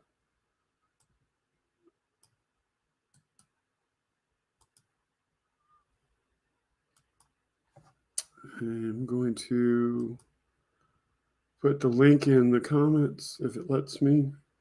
Does it let me? I don't know. Can I? Well, I can send it to myself through the internal chat, I think.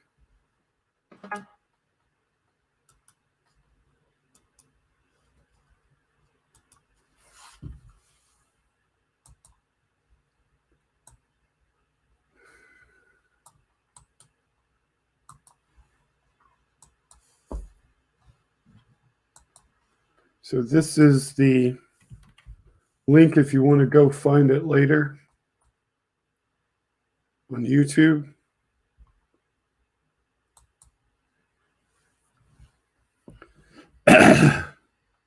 That is the link. So www.youtube.com/watch V equals WY5R_0QF_WM, and be sure to capitalize the elements as capitalized. I will leave that up there. I don't know. Let's see if I can get whether they have a short for the channel.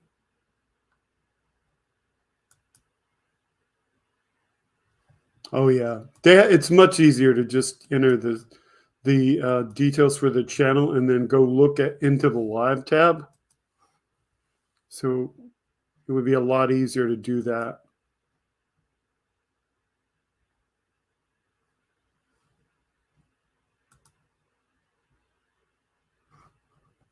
Okay, let's see.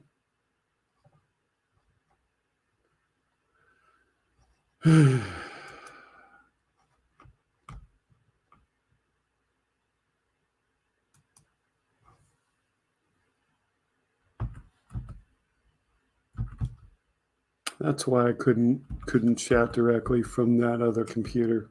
Hang on a second, I'll fix that.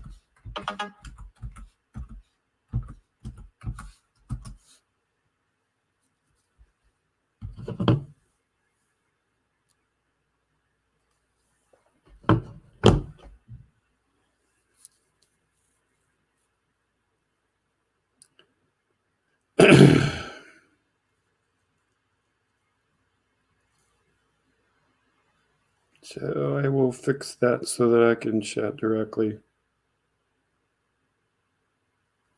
Must have been logged out of the computer when I wasn't thinking, looking.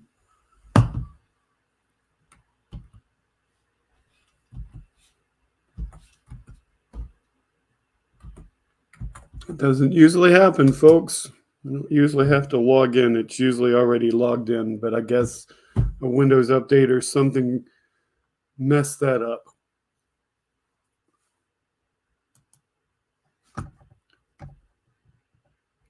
Okay, logged in.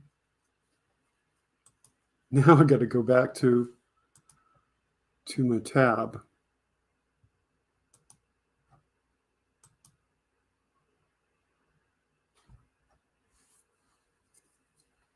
Just a slight delay. There we go. All right.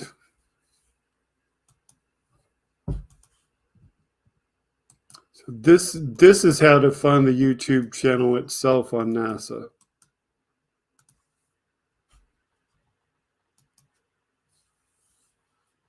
So this would be the YouTube channel itself, which is just you either go in from the internet and go to www.youtube.com/@NASA, or just put @NASA in the YouTube search, and that will get you to the NASA.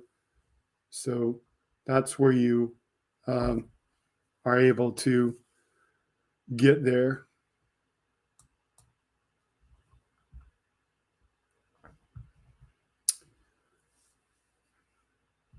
Yes, Rosebud, our friend Eric is streaming from his channel. Not sure how his coverage will be. People can check that out, though, if they want to. So, got a few new suggestions coming in from our producers, so hang on.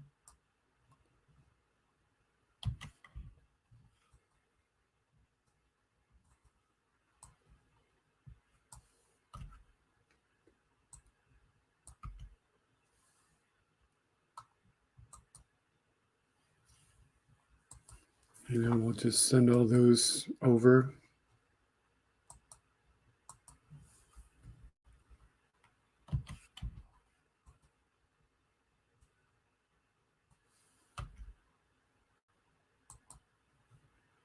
Let's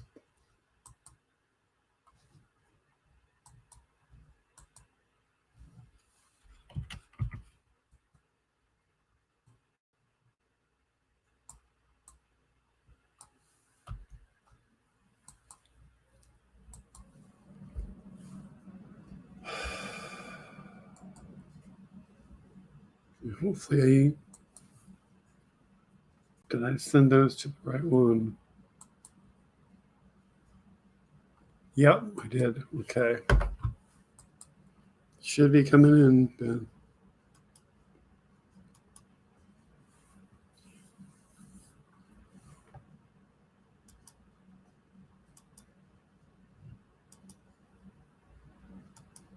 Oops, wrong click. Click the right thing.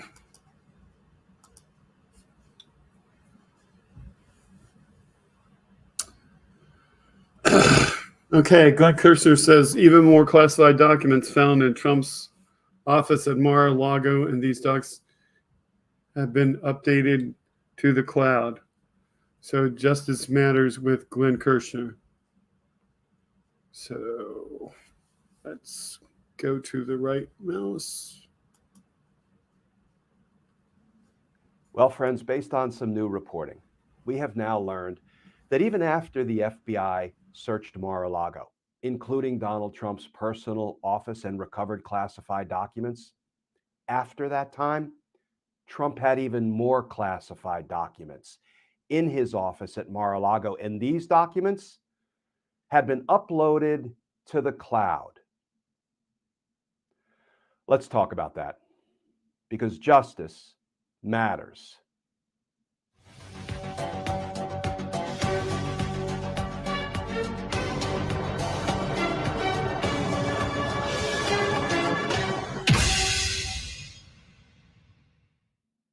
Hey all, Glenn Kirshner here. So friends, recently we've had some pretty good developments on the road to accountability, on the road to justice.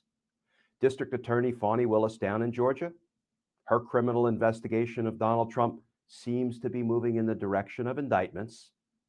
Special Counsel Jack Smith, his investigation of Donald Trump's crimes seems to be accelerating. But then we had this new reporting about yet additional classified documents being found in Donald Trump's office at Mar-a-Lago after the FBI conducted its search of Mar-a-Lago, including of Donald Trump's office, and recovered, pursuant to a judicially authorized search warrant, recovered a bunch of classified materials from Donald Trump's office. Well, now, based on some new exclusive reporting from CNN, we learned that there were additional classified documents that were copied, that were uploaded to the cloud, and that were then returned to Donald Trump's office after the FBI had conducted its search. Here is some of that new reporting from CNN. Exclusive: how a box with classified documents ended up in Trump's office months after FBI searched Mar-a-Lago.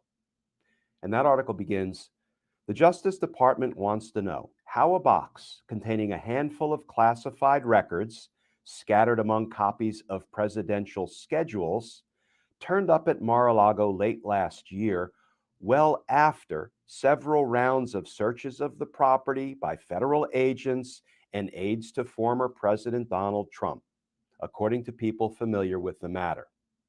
Investigators working for Special Counsel Jack Smith in recent weeks have interviewed a Trump aide who copied classified materials found in a box using her phone to put them onto a laptop.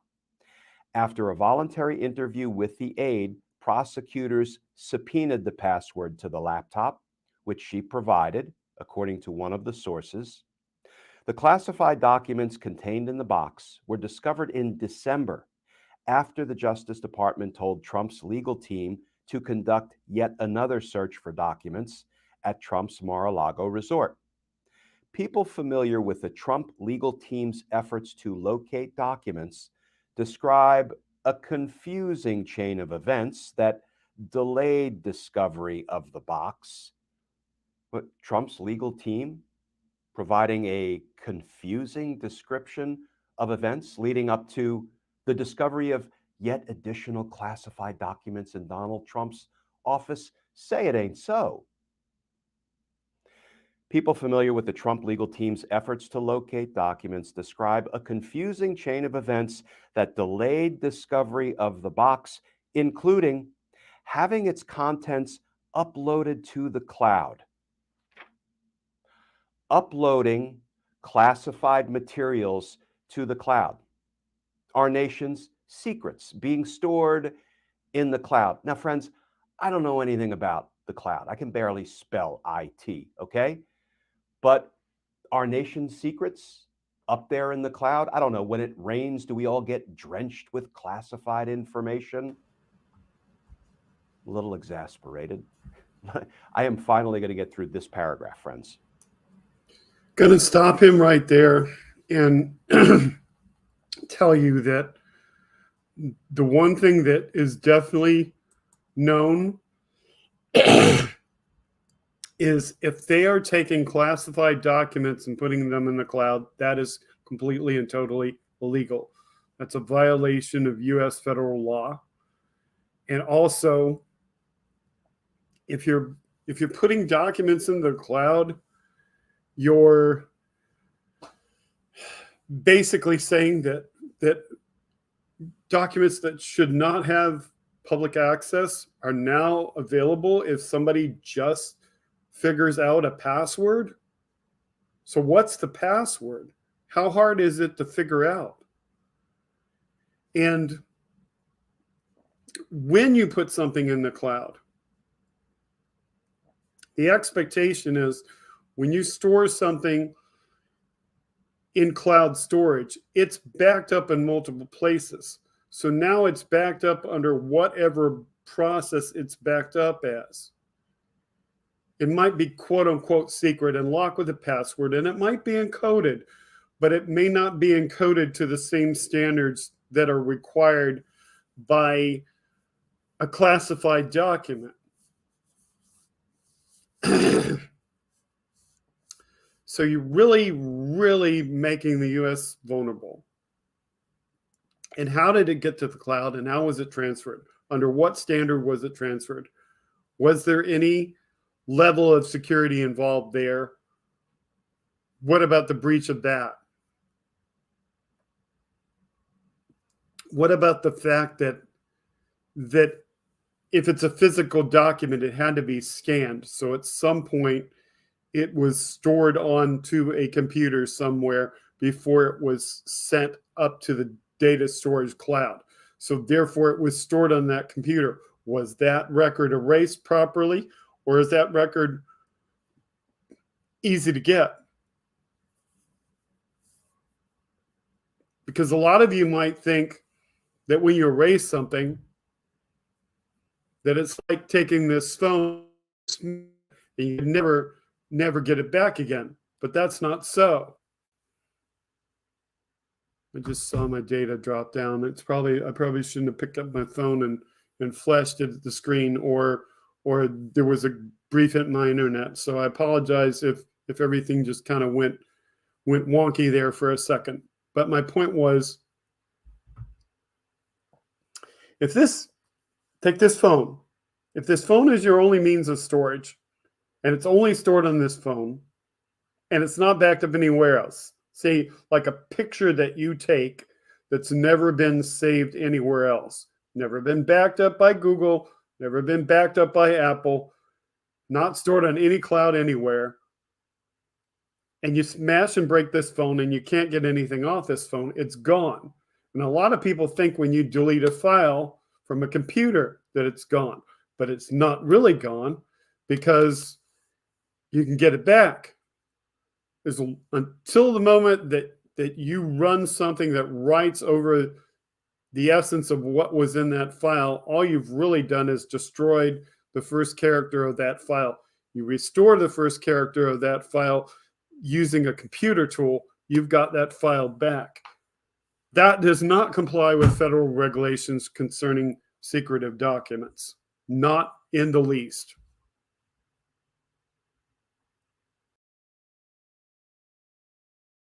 So the classified documents were uploaded to the cloud, emailed to a Trump employee, and moved to an off-site location before finally ending up back at a Mar-a-Lago bridal suite that is now Trump's office, the very place the FBI had searched just weeks earlier.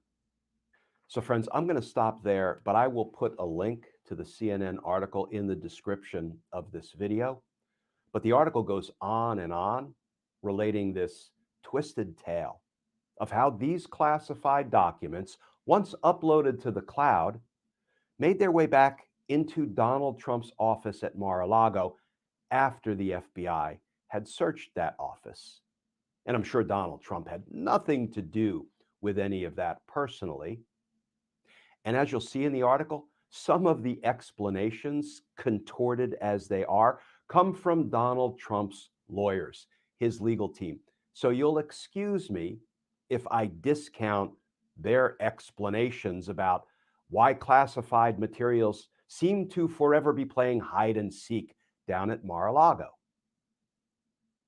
You know, friends, I'm starting to think that it may actually be the goal of Trump and company to just keep committing a never-ending stream of crimes in hopes that DOJ will be so busy investigating those crimes that they just won't have time to get around to indicting any of those crimes. You know, it's funny, I was thinking back several months ago when crime number, 853 was revealed, reported out, another crime by Donald Trump. I can remember being on air with Joy Reid, and I said, enough with the investigating. Let's get to the indicting. And I said that kind of tongue in cheek because you have to investigate every crime that you have reason to believe was committed. But it really does feel like it's now part of Trump's strategy. Continue to commit crimes so DOJ is forever investigating, perhaps believing it has to get all, its arms around all of Donald Trump's crimes and indict them all at once, which is not the way federal prosecutors go about indicting crimes. Take it from this old federal prosecutor. What we do is when we reach a point during the grand jury investigation, when we believe we have enough evidence to indict, just probable cause, for gosh sakes, DOJ has proof beyond a reasonable doubt that Donald Trump has committed any number of federal felonies. What we ordinarily do is we indict a series of crimes and we continue to investigate in the grand jury. And we move towards subsequent, or what we call superseding indictments. And we add additional crimes as we get enough proof to indict those additional crimes, or we add additional defendants. Maybe we add a conspiracy charge, and we continue to do that until we believe we have exhausted the investigation of all the crimes. And then, we drop one final superseding indictment on all of the defendants that we have enough evidence to charge. That's the way it's ordinarily done. That's why I continue to find this approach that DOJ has taken so inexplicable, because nobody's been indicted for anything. And we know they have the evidence to indict not just Trump, but any number of his criminal associates. And I'm not talking about the boots of the insurrection, the people that Donald Trump told to attack the Capitol and stop the certification of Joe Biden's win, because DOJ, specifically the field office, the United States Attorney's Office for the District of Columbia, has been doing one heck of a job, charging more than 1,000 people, trying more than 500. I think they are now in their fourth seditious conspiracy trial. There are 2 seditious conspiracy trials up and running at this very moment. The third one of the Oath Keepers and the first one of the Proud Boys. And thus far, it has been a clean sweep across the board convictions for all defendants that they have gone to trial against, and they are far from being done. But those are just the boots of the insurrection. Those are the people Donald Trump convinced or fooled into believing their vote was stolen, their election was rigged, and their president was being unlawfully taken from them. Those folks are being tried, convicted, and going to prison. And the suits of the insurrection, the command structure, the hierarchy for whom the Department of Justice has more than enough evidence to indict and, I contend, convict, nary a charge. And Donald Trump, we learn, continues to commit, among other crimes, classified documents crimes. Enough with the investigating. Let's get to some indicting. Because justice matters. Friends, hang in there. You know, we have ups and downs. One step toward justice, half a step back. That could go either way, couldn't it? Well, we will be here until the bitter end, fighting for justice, demanding justice, because, you know, it's too important. It's too important. Friends, as always, please stay safe, please stay tuned, and I look forward to talking with you all again soon.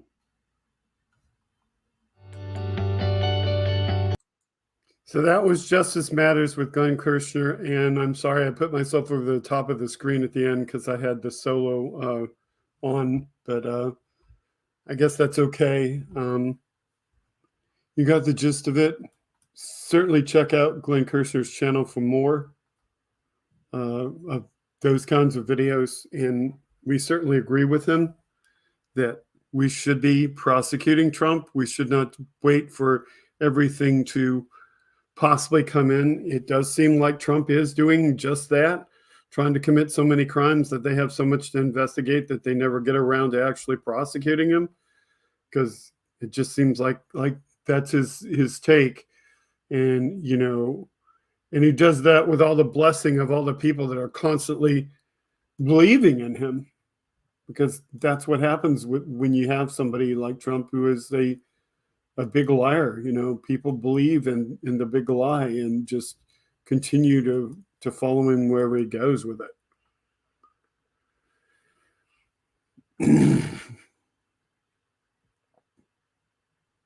So Mueller, she wrote, Katie House has referred former GOP Attorney General Brunich to the Arizona bar for falsifying the findings of his probe into election fraud. He spent 10,000 hours, found no fraud, and not only hid those findings from the public, but issued a report saying the opposite, which we touched on earlier. And this is a Washington Post article.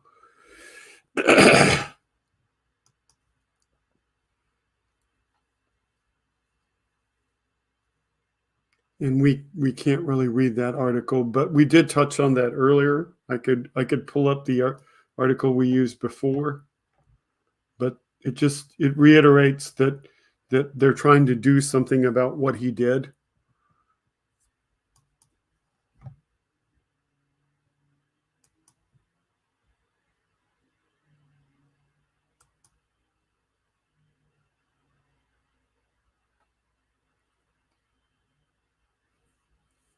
So this is a video coming to us.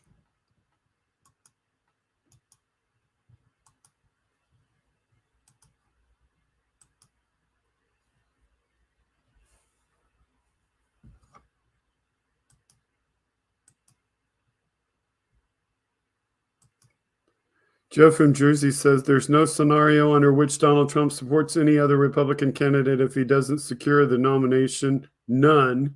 He will burn the whole damn party down to the ground before he ever does that.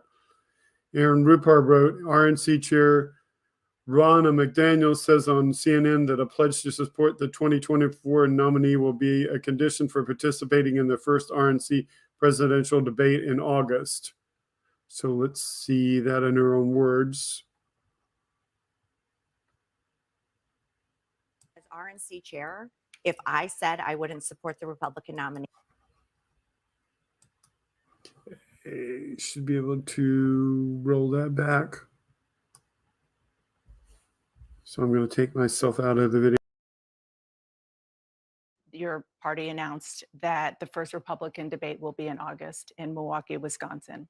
Will candidates be required to sign a pledge saying that they will support whomever becomes the nominee in order to get on that debate stage? We haven't put the criteria out, but I expect a pledge will be part of it. It was part of 2016. I think it's kind of a no-brainer, right? If you're going to be on the Republican National Committee debate stage asking voters to support you, you should say, I'm going to support the voters and who they choose as the nominee. As RNC chair, if I said I wouldn't support the Republican nominee, I would be removed from office. I would. I'd be rightly removed. It'd be part of our bylaws, and I would be kicked out as RNC chair. Anybody getting on the Republican National Committee debate stage should be able to say, I will support the will of the voters and the eventual nominee of our party. Your party announced that the first Republican debate will be in August in Milwaukee, Wisconsin. Will candidates be required to sign a pledge saying that they... Sorry about the slight repeat there. I was checking something else, just making sure that I'm not missing anything. Okay. So yeah, I mean, she's saying that they're going to sign the pledge. I'd just be curious as to whether whether they would stick to that.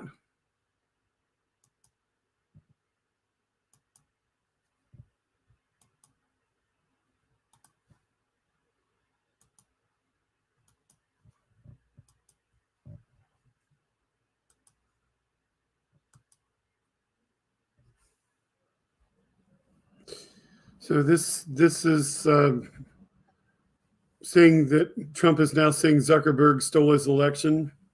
So Trump is out there on Truth Social.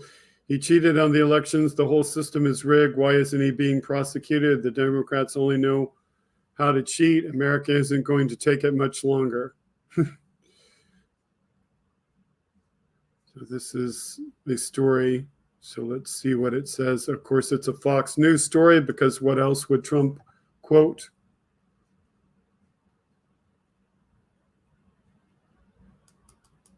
So can we actually open that, or is it just it's probably a picture. So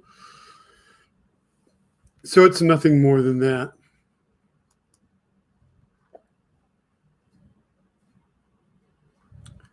But apparently there's some story on Fox that Trump is referencing.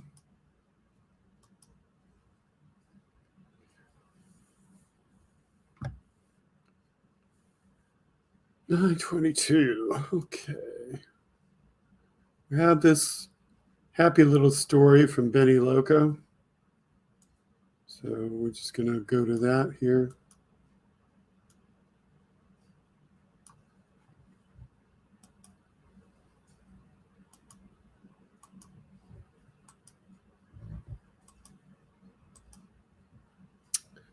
Because it's snowing out in the desert.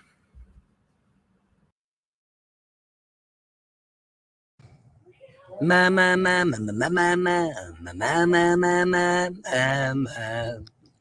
at that snow coming down. Oh my gosh. I gotta go drive in this. Yuck.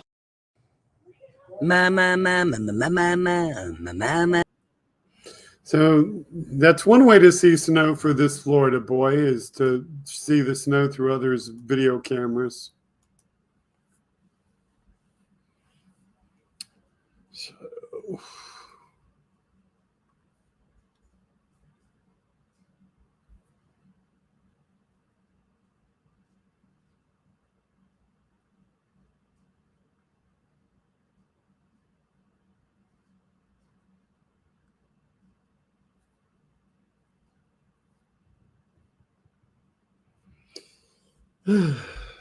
what do you want to talk about tonight? What have we not talked about so far that you wanted to talk about tonight, folks?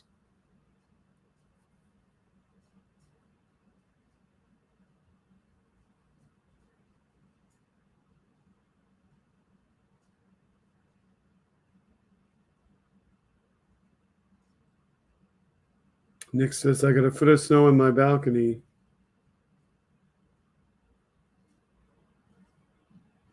You're moving in that right now? Hey, Benny Loco.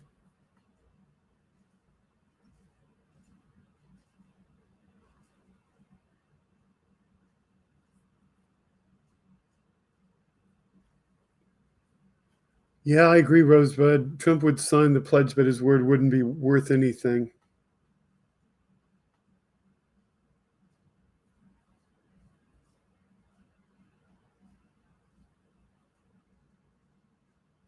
Oh, we do have a new one.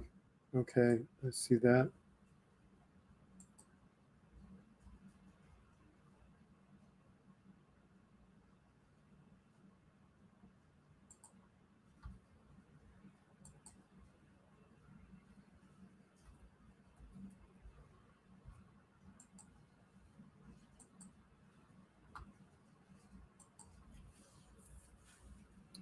Okay.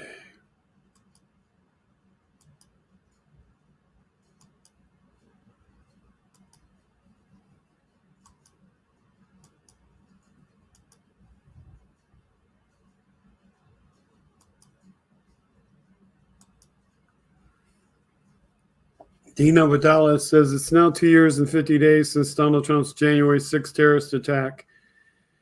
In any other first world country, he'd already be charged with crimes. Instead, Trump is now running for president where he's actually spewing more lies to delegitimize our democracy. Indict Trump, says Dina Vidala. Yes, I agree.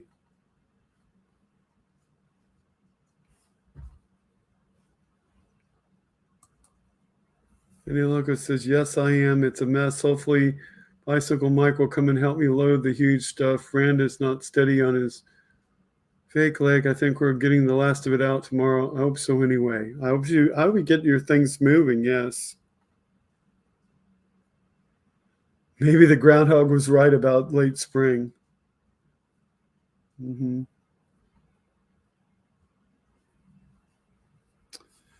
Yep.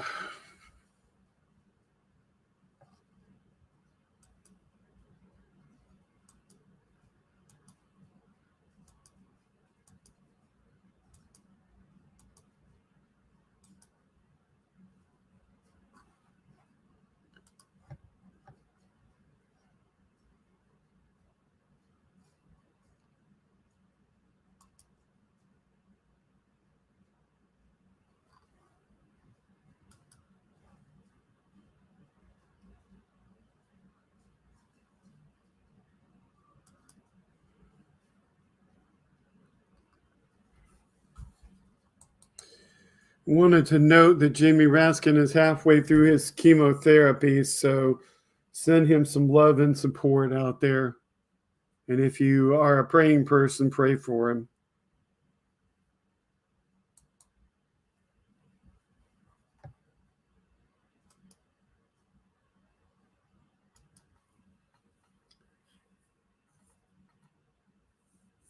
Okay.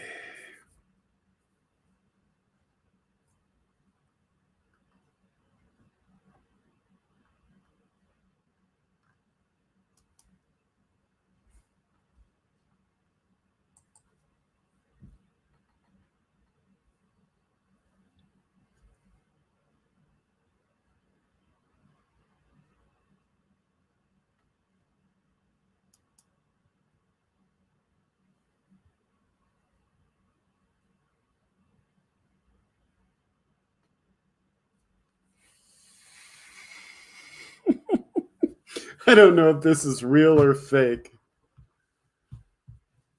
That said,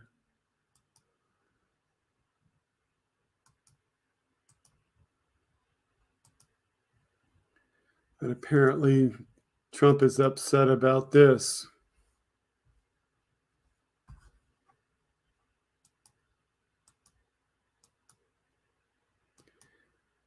John Oberlin says,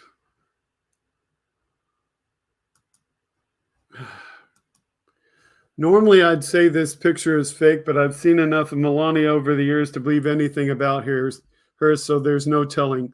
And Donald Trump is supposedly Truth Social. Whoever did this would be met with fire and fury like the world has never seen. That I can tell you. And so is this really Melania that is seen in this photo of February 25th? That's a good question.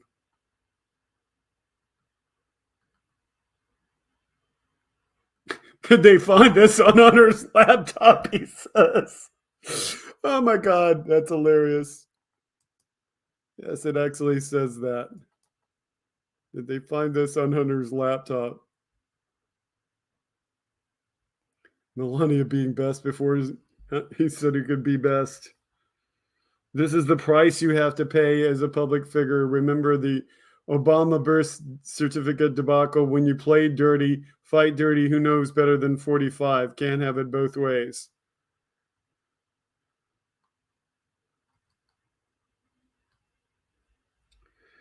So let me get this straight. Trump is upset that somebody posted a picture of his wife having what appears to be a sexual encounter with another man, and not upset that his wife is having a sexual encounter with another man.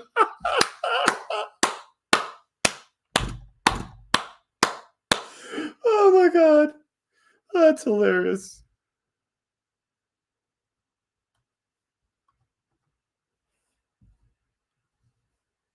I do have my doubts of who is the biological dad of Barron. Is he horribly offended? Why did he put this picture of his wife up again?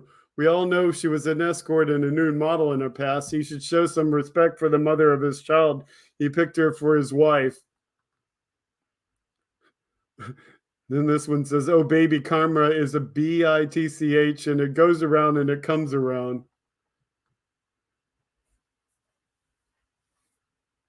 If it isn't a fake, it's a clear indication that karma is alive and well. Must have been fun to stage. If fake, my hat is off to the artist who elevates pushing buttons to an art form like no one else. Makes my day real or not. Pray Orange Man sees it real, doesn't matter. Oh my gosh, just hilarious. I don't think it's fake. It was circulated when Trump was running or very shortly after he took office, along with dozens of other images. Yeah, I don't know. It could be fake. It's really hard to tell. It's one of those things that I usually don't deal with, but it's just worth a quick laugh that he only succeeds in spreading it further by complaining about it in that manner. That is what's worth a laugh. So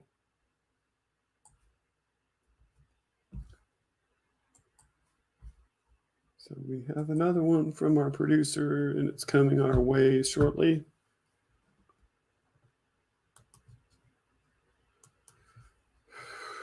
And the time, 9:30, okay. So this one is a nature video.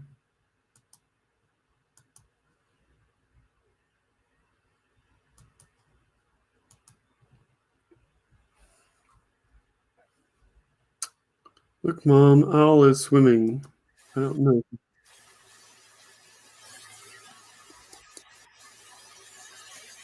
So that's really cute.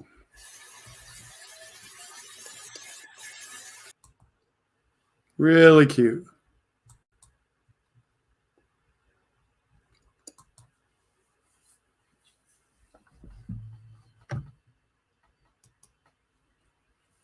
Okay.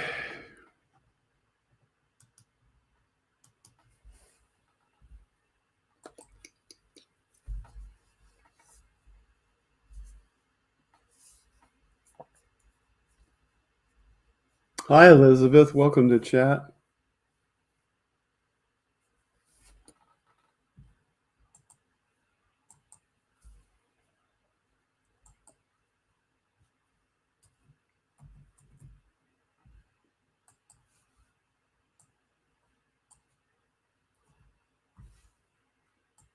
This next one is something to do about the train. It says train reaction is the title.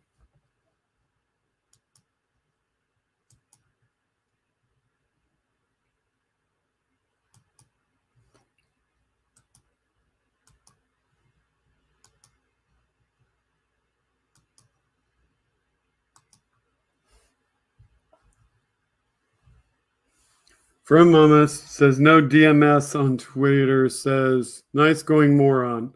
8,504 train accidents occurred between 2017 and 2020 during the Trump administration.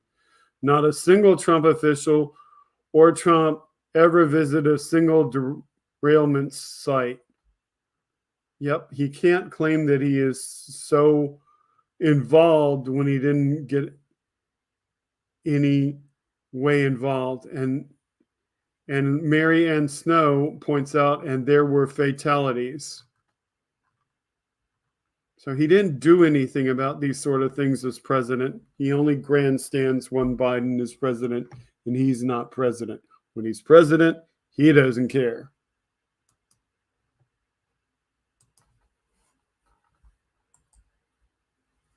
Just like he didn't care about the people who were killed in the military. He didn't go see them after somebody had something to say about his presence there. So, yep, he didn't attend the military funerals after somebody ridiculed him for his attendance.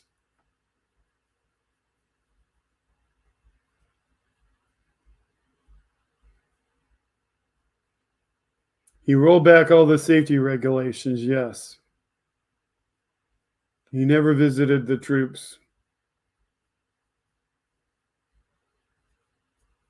Yep.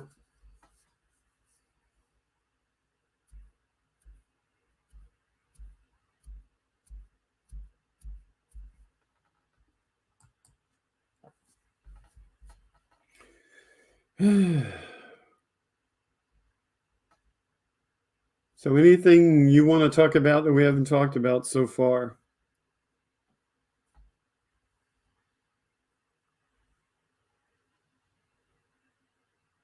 One of the first things he took away was Meals on Wheels. Yeah.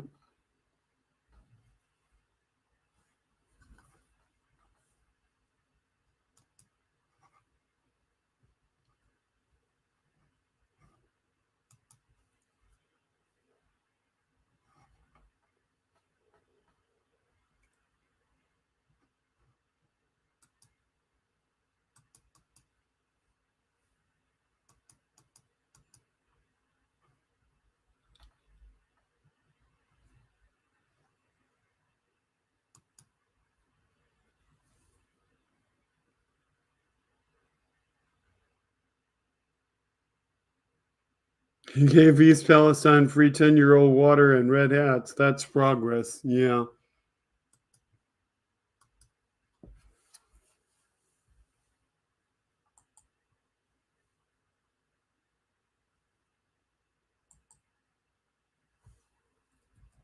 So we have Wes singing for us coming up.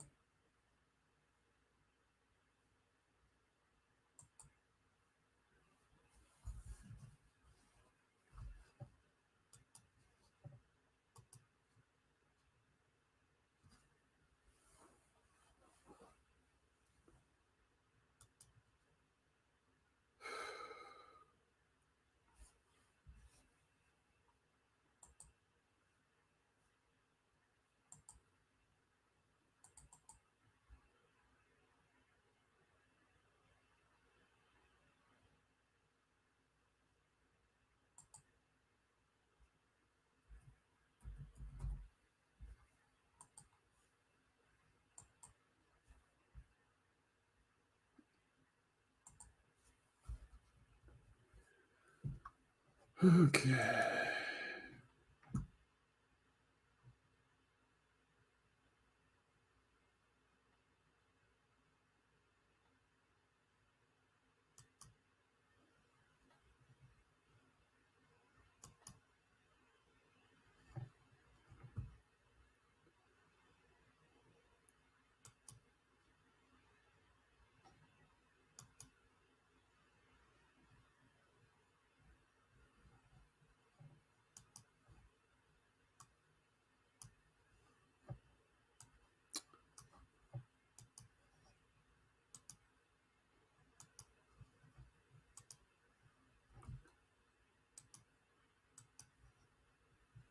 So we got Wes singing for us. So give me a second to find it, make it right sized, and pull myself out.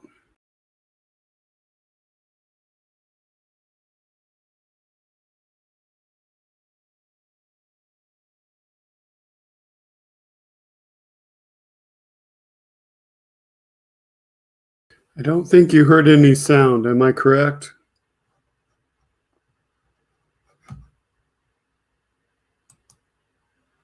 Volume is on. Didn't hear any sound. Why? I wonder. Oh, I know why. Because I forgot to check the tab that shares sound. That's why. Okay, so I have to fix that. So roll it back. Go back to that. Set it up again.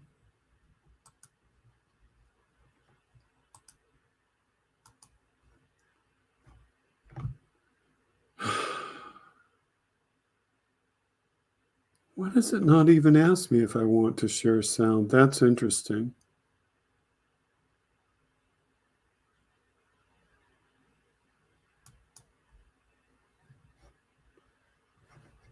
See if it has sound.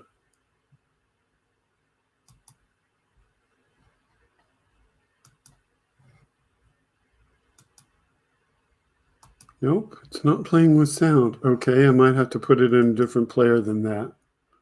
That's what I think. Probably have to put it in a different player. Where did that file go? Would have gone to the download folder. So let's go find it in the download folder.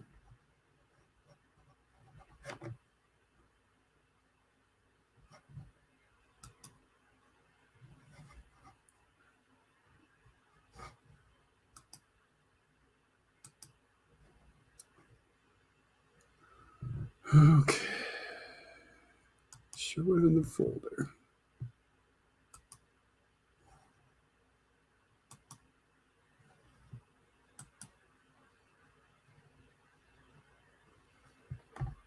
Media player, movies and TV.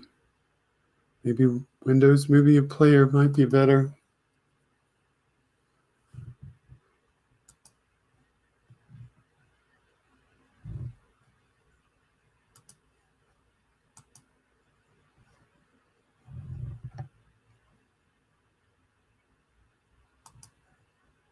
So I got it in the media player.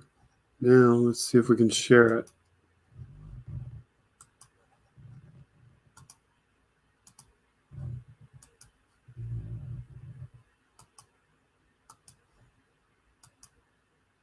Okay, there's the video. Now,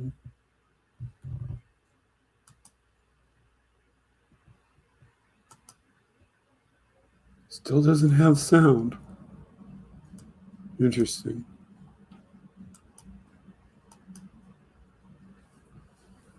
Weird. Oh, I know why. Okay, I know why.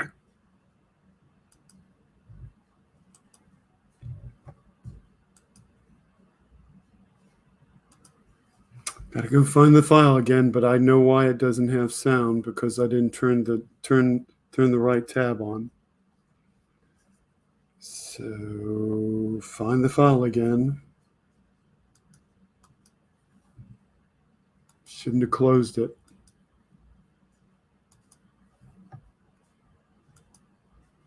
Okay, find the files. Pause the file. Set the level, wherever that is. Turn the sound on here.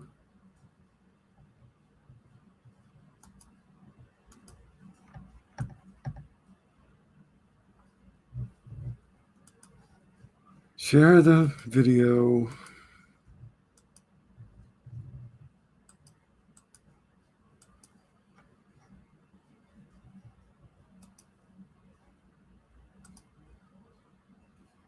No, it still doesn't have sound. Okay, where's the audio level? Is there a level in here? There's the level. Level is good. The audio's on. Interesting. Probably just have to change the audio source in StreamYard then, more than likely.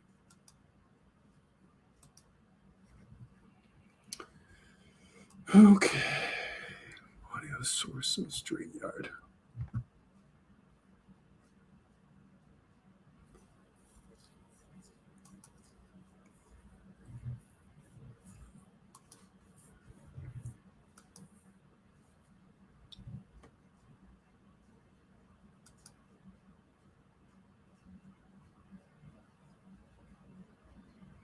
All the other stuff plays just fine.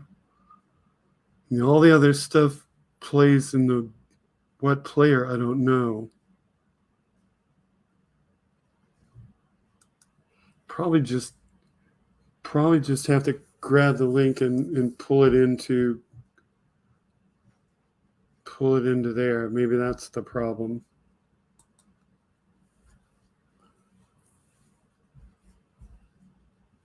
Interesting problem.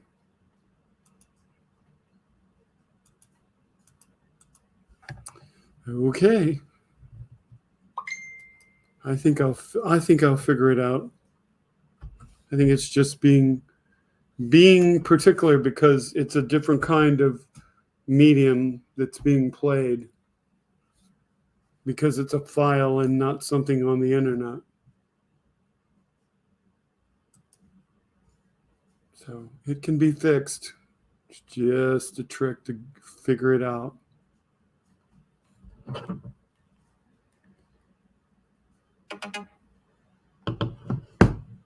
Yeah, that might work better.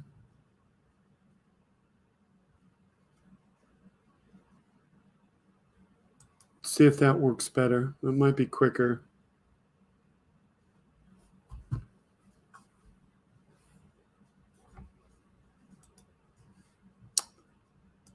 We'll see if that works better.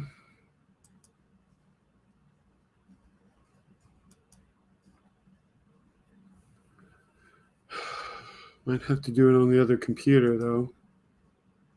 And I don't know if any of these computers are logged in to here.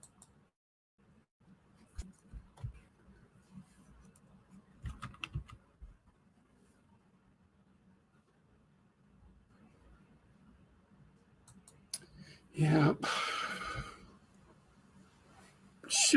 It should be possible.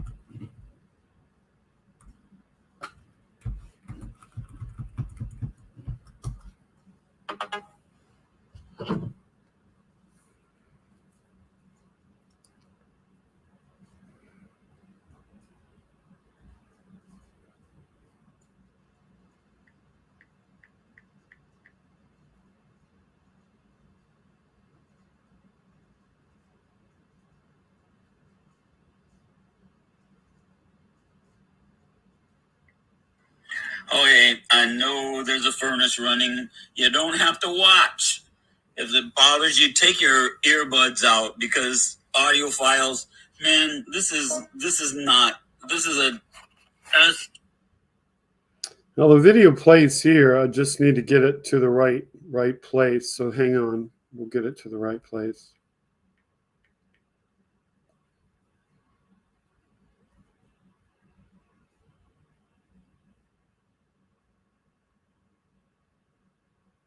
Yeah, it doesn't want to send it that way. It's there. It's just a matter of getting it into the right kind of player. And if I try to play it through Facebook, then I have to log into Facebook, and I got logged out of Facebook on all computers earlier. So I would have to go get my new password, because one of my computers didn't like Facebook. and was giving me all kinds of fits this evening. So yeah, I can get to it. I just have to find the folder that it's in, or the right kind of player to make it play. So it's just a matter of doing that. It might be possible to play it from this computer. So let's see if I can play it from that one. That one it won't open. So it might be possible to download here.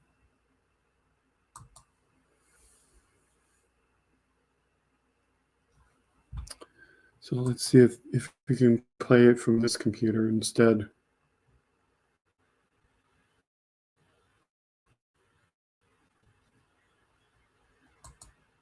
Okay, I can hear it on my end. So it might be something that's different about the audio setup of the computer I normally use to play videos. So let's see if I can play it here.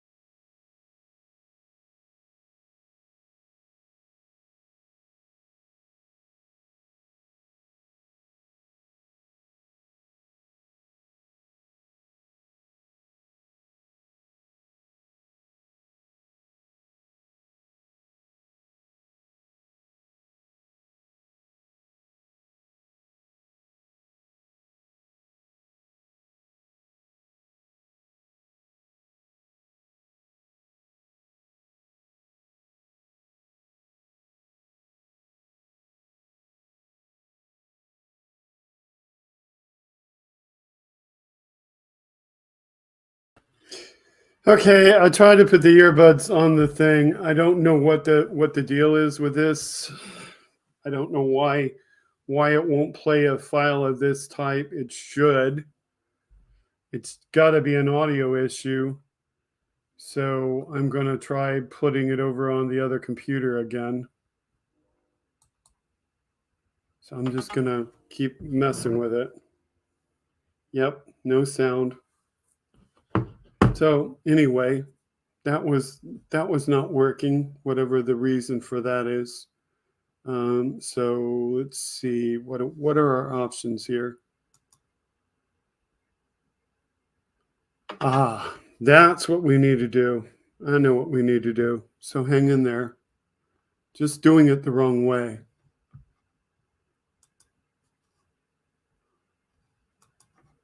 That's why it wasn't working. Okay, I know there's a furnace running. You don't have to watch.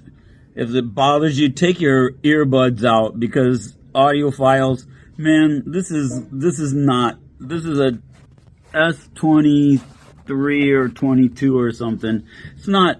It's good, but it's not totally amazing. Ready? The key of A flat. Did you see the light? Well, way beyond that blast, no one is left today, save saints and angels. Everything happened then, nothing else anywhere, no window, not a single human sound, for miles and miles and miles and miles. At a time like this, you wonder who you are. For that matter, you even wonder why. Then the man comes on, says things like this just happened. But if he said it to me, I would spit right in his eye. Because she is dead, and he is dead, and he is dead, and he is dead, and he is dead, and he is dead, and yes, even Krista, and everything but nothing ends. The face of God is and everything but nothing ends. The challenge still is challenged, and everything but nothing ends. The challenge then is challenged still. The face of God, his stony will, and yes,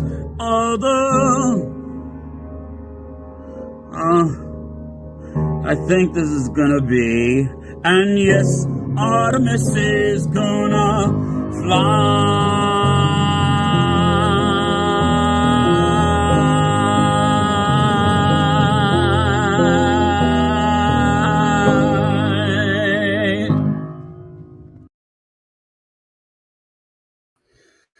Hey, finally, after a technical struggle there. Sometimes when you go to share something, it lets you share something, but if you're not really cognizant of your choices, you might be able to share something without being able to share the audio of that something. And that was really what was going on there. It was just weird thing. So that was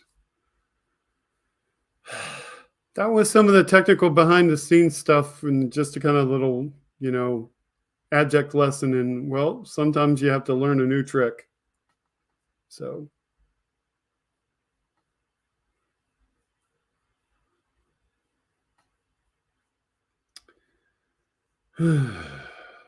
just one of those things. That's your evil twin brother, Dark Webster.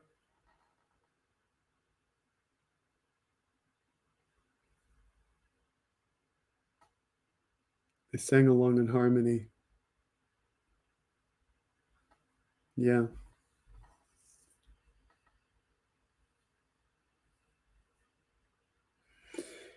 Interesting.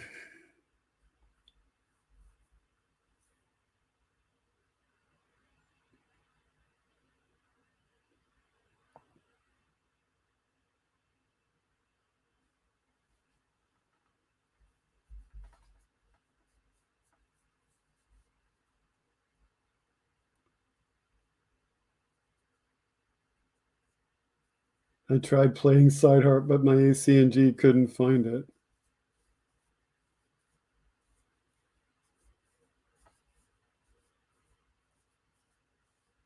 A flat, says Wes.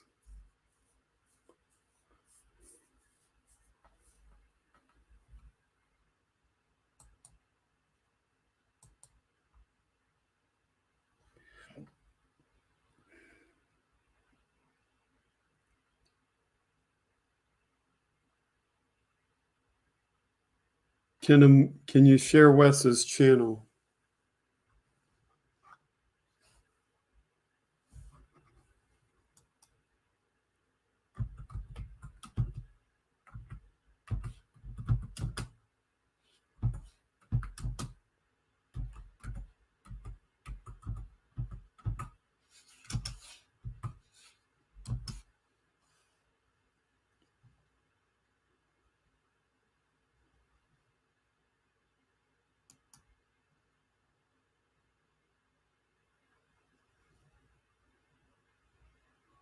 There's more than one Wes Webb. That's the fun part. You have to find the one you want to find.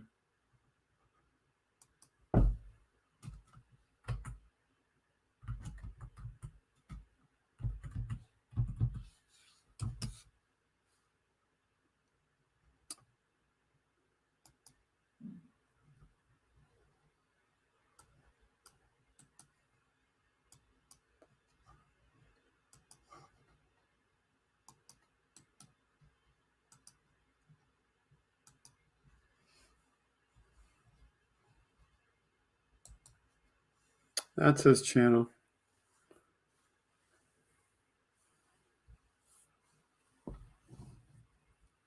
That's the long URL there, or just at Wes Webb 5921 on the search on YouTube.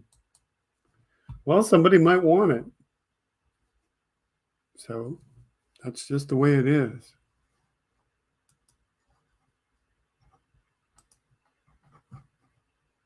I did too. I subscribed too. Might as well.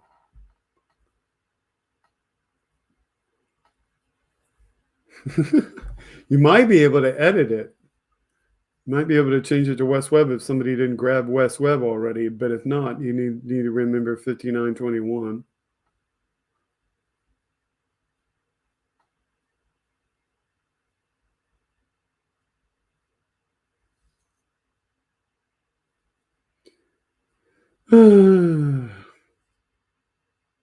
And if Wes Webb is already taken, try to change it to Wes Webb Music or something like that.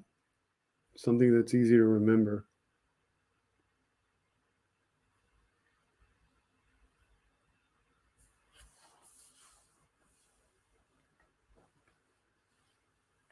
Ay, ay, ay.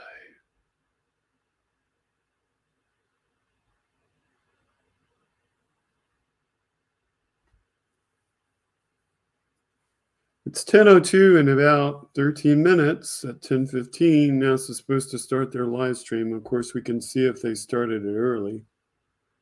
Go and see, but I doubt they started it early.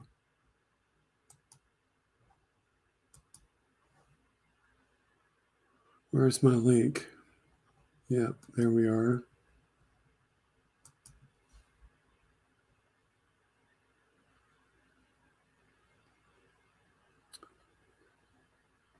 No, it's saying it starts in 12 minutes and 40 seconds and counting. So it's still waiting.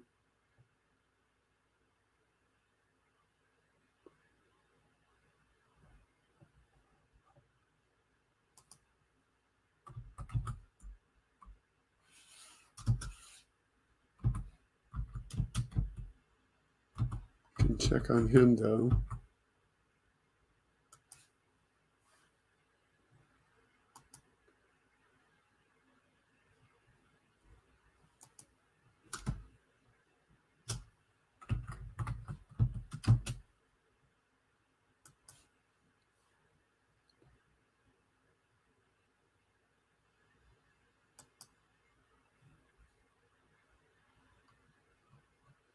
Nothing there either. Okay, so nothing to show there yet.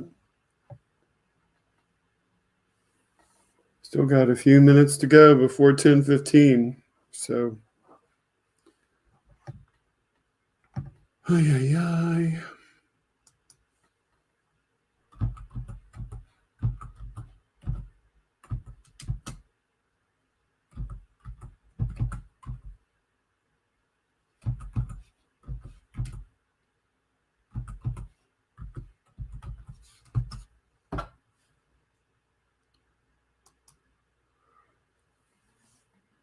Hey, Robert Reynolds, welcome.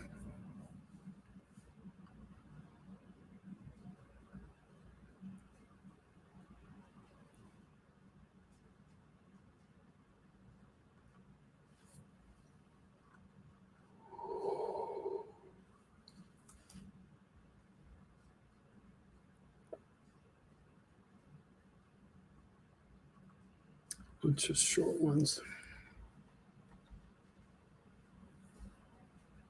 Play your creep video.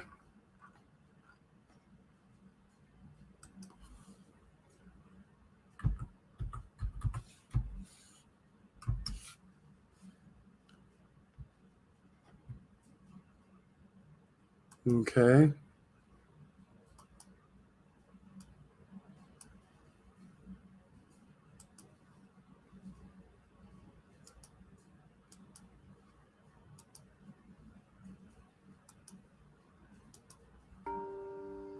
You here before.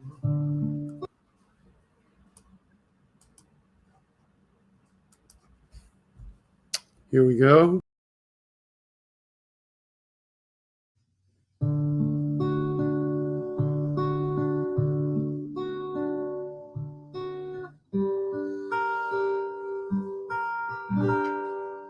And you here before. Couldn't look you in the eye. You're just like an angel. Your skin makes me cry.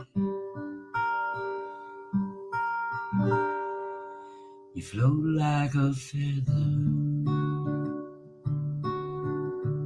in a beautiful world. I wish I was special.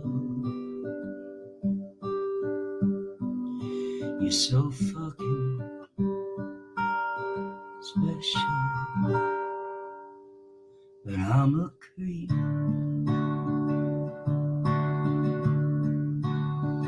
Oh, you. What the hell am I doing here? I don't belong here. Don't care if it hurts. I wanna have control. I want a perfect body. I want a perfect soul. I want you to notice when I'm not around. You're so fucking special. I wish I was special, but I'm a creep. I'm a widow. What the hell am I doing here? I don't belong here. Oh, oh, oh, he's running out again.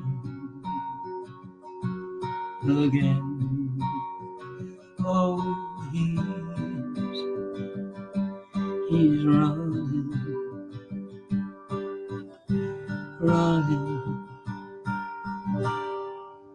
Whatever makes you happy.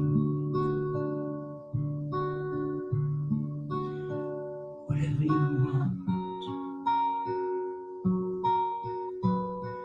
You're so fucking special. I wish I was special, but I'm a creep.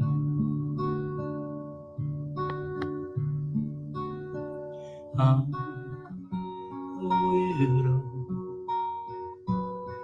What the hell am I doing here? I don't belong here. I don't belong here.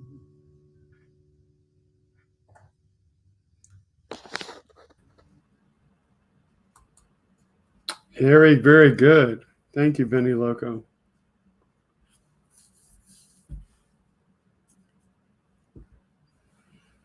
Okay. We are sitting here at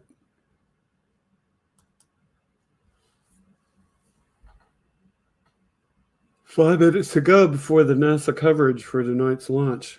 You're welcome.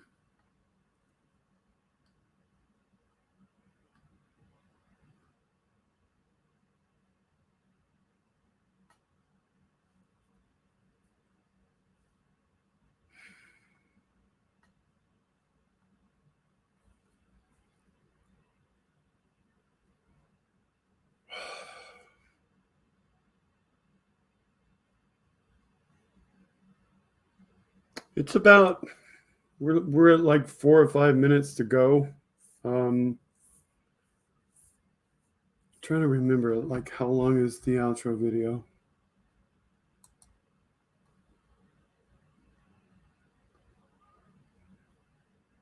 Well, the outro video is long enough to run, and I could then run it into that.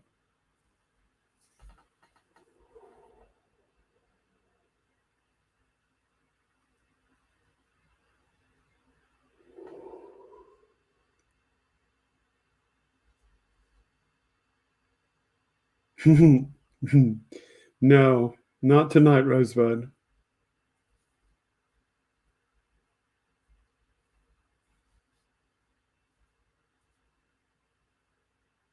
See, that's why, Rosebud. She doesn't believe I can sing. Primarily because what I have sung, I've sung because I wanted to and not necessarily because I'm good at it. So she doesn't like it when I sing.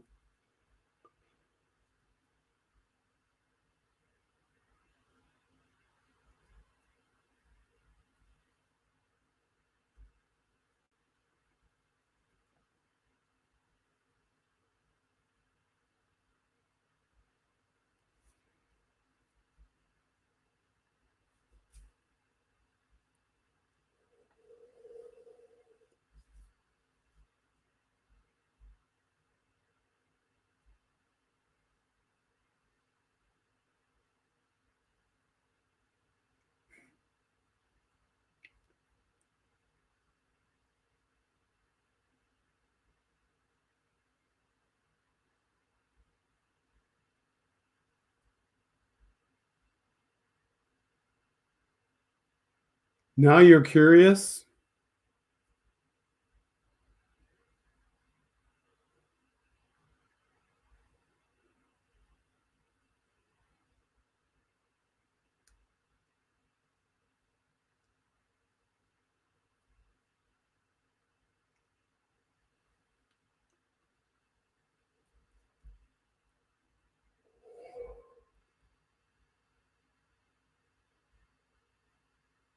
See? Every single time you mention it, she gets upset. So you need to ask her why. You got 1 more minute to ask her why before the feed starts for NASA.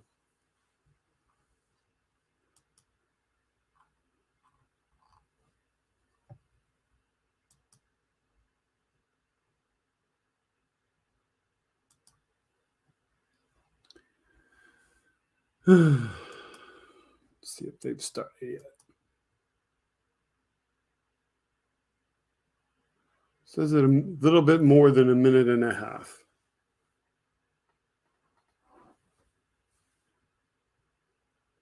So NASA feed starts in like about a minute and a half.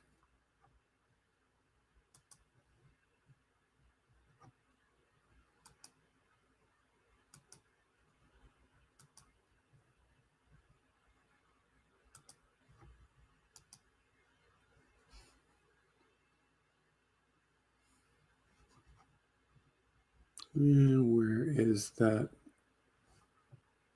That's the right. Okay, I can't wide. That's the one thing you can't do while a stream is waiting is you cannot widescreen it while it's waiting. 52 seconds, 50 seconds. So it's starting soon. You will get a much better.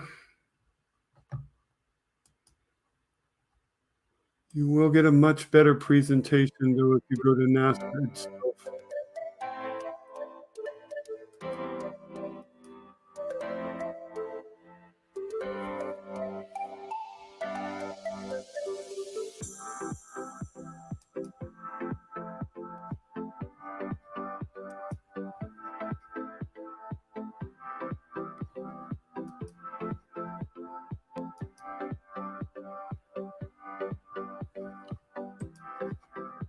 So you'll get a much better presentation if you go to this YouTube or you go to, I put it up earlier.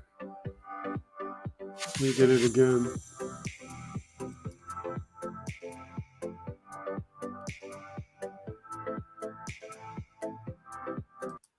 I'm going to take that down so that I can go back to NASA itself, get their link. So if you just go to @NASA, @ and NASA on YouTube or youtube.com/@NASA, you can play the official stream and you'll get a much better presentation from there. Okay, and it is on an app, yes, and in some TV markets, it's on your cable, satellite, or broadband provider. It just depends on where you live. But I'm going to let you go watch that. I'm going to end the show. I did want to stay on until they started so that I could encourage you to go watch that and see tonight's broadcast. Because if you're going to stay up forever and ever and ever, you got basically roughly about, let's see, 11:15 would be an hour, 12:15 would be 2 hours, 1:15 would be 3 hours. So you got about less than 3.5 hours to go before the launch. So thank you very much for joining me for Freedom of Speech and You. Thank you for participating in chat. Thank you for suggestions. Thank you to Wes Webb for his music. Thank you to Benny Loco for her music. Thank you to Glenn Kirshner for Justice Matters. Thank you to the team at Midas Touch for Legal AF and any other video or anything we showed during the show. Because my comments are mine, my thoughts are mine, your thoughts are yours, but a lot of this content comes from other people, and it gives us something to talk about each week, and we should be back next week to talk again on Freedom, Speech, and You. Thank you again for being here. Thank you to our mods, and we will see you again in a week minus about 3 hours and 15 minutes. So good night. Let's find the close.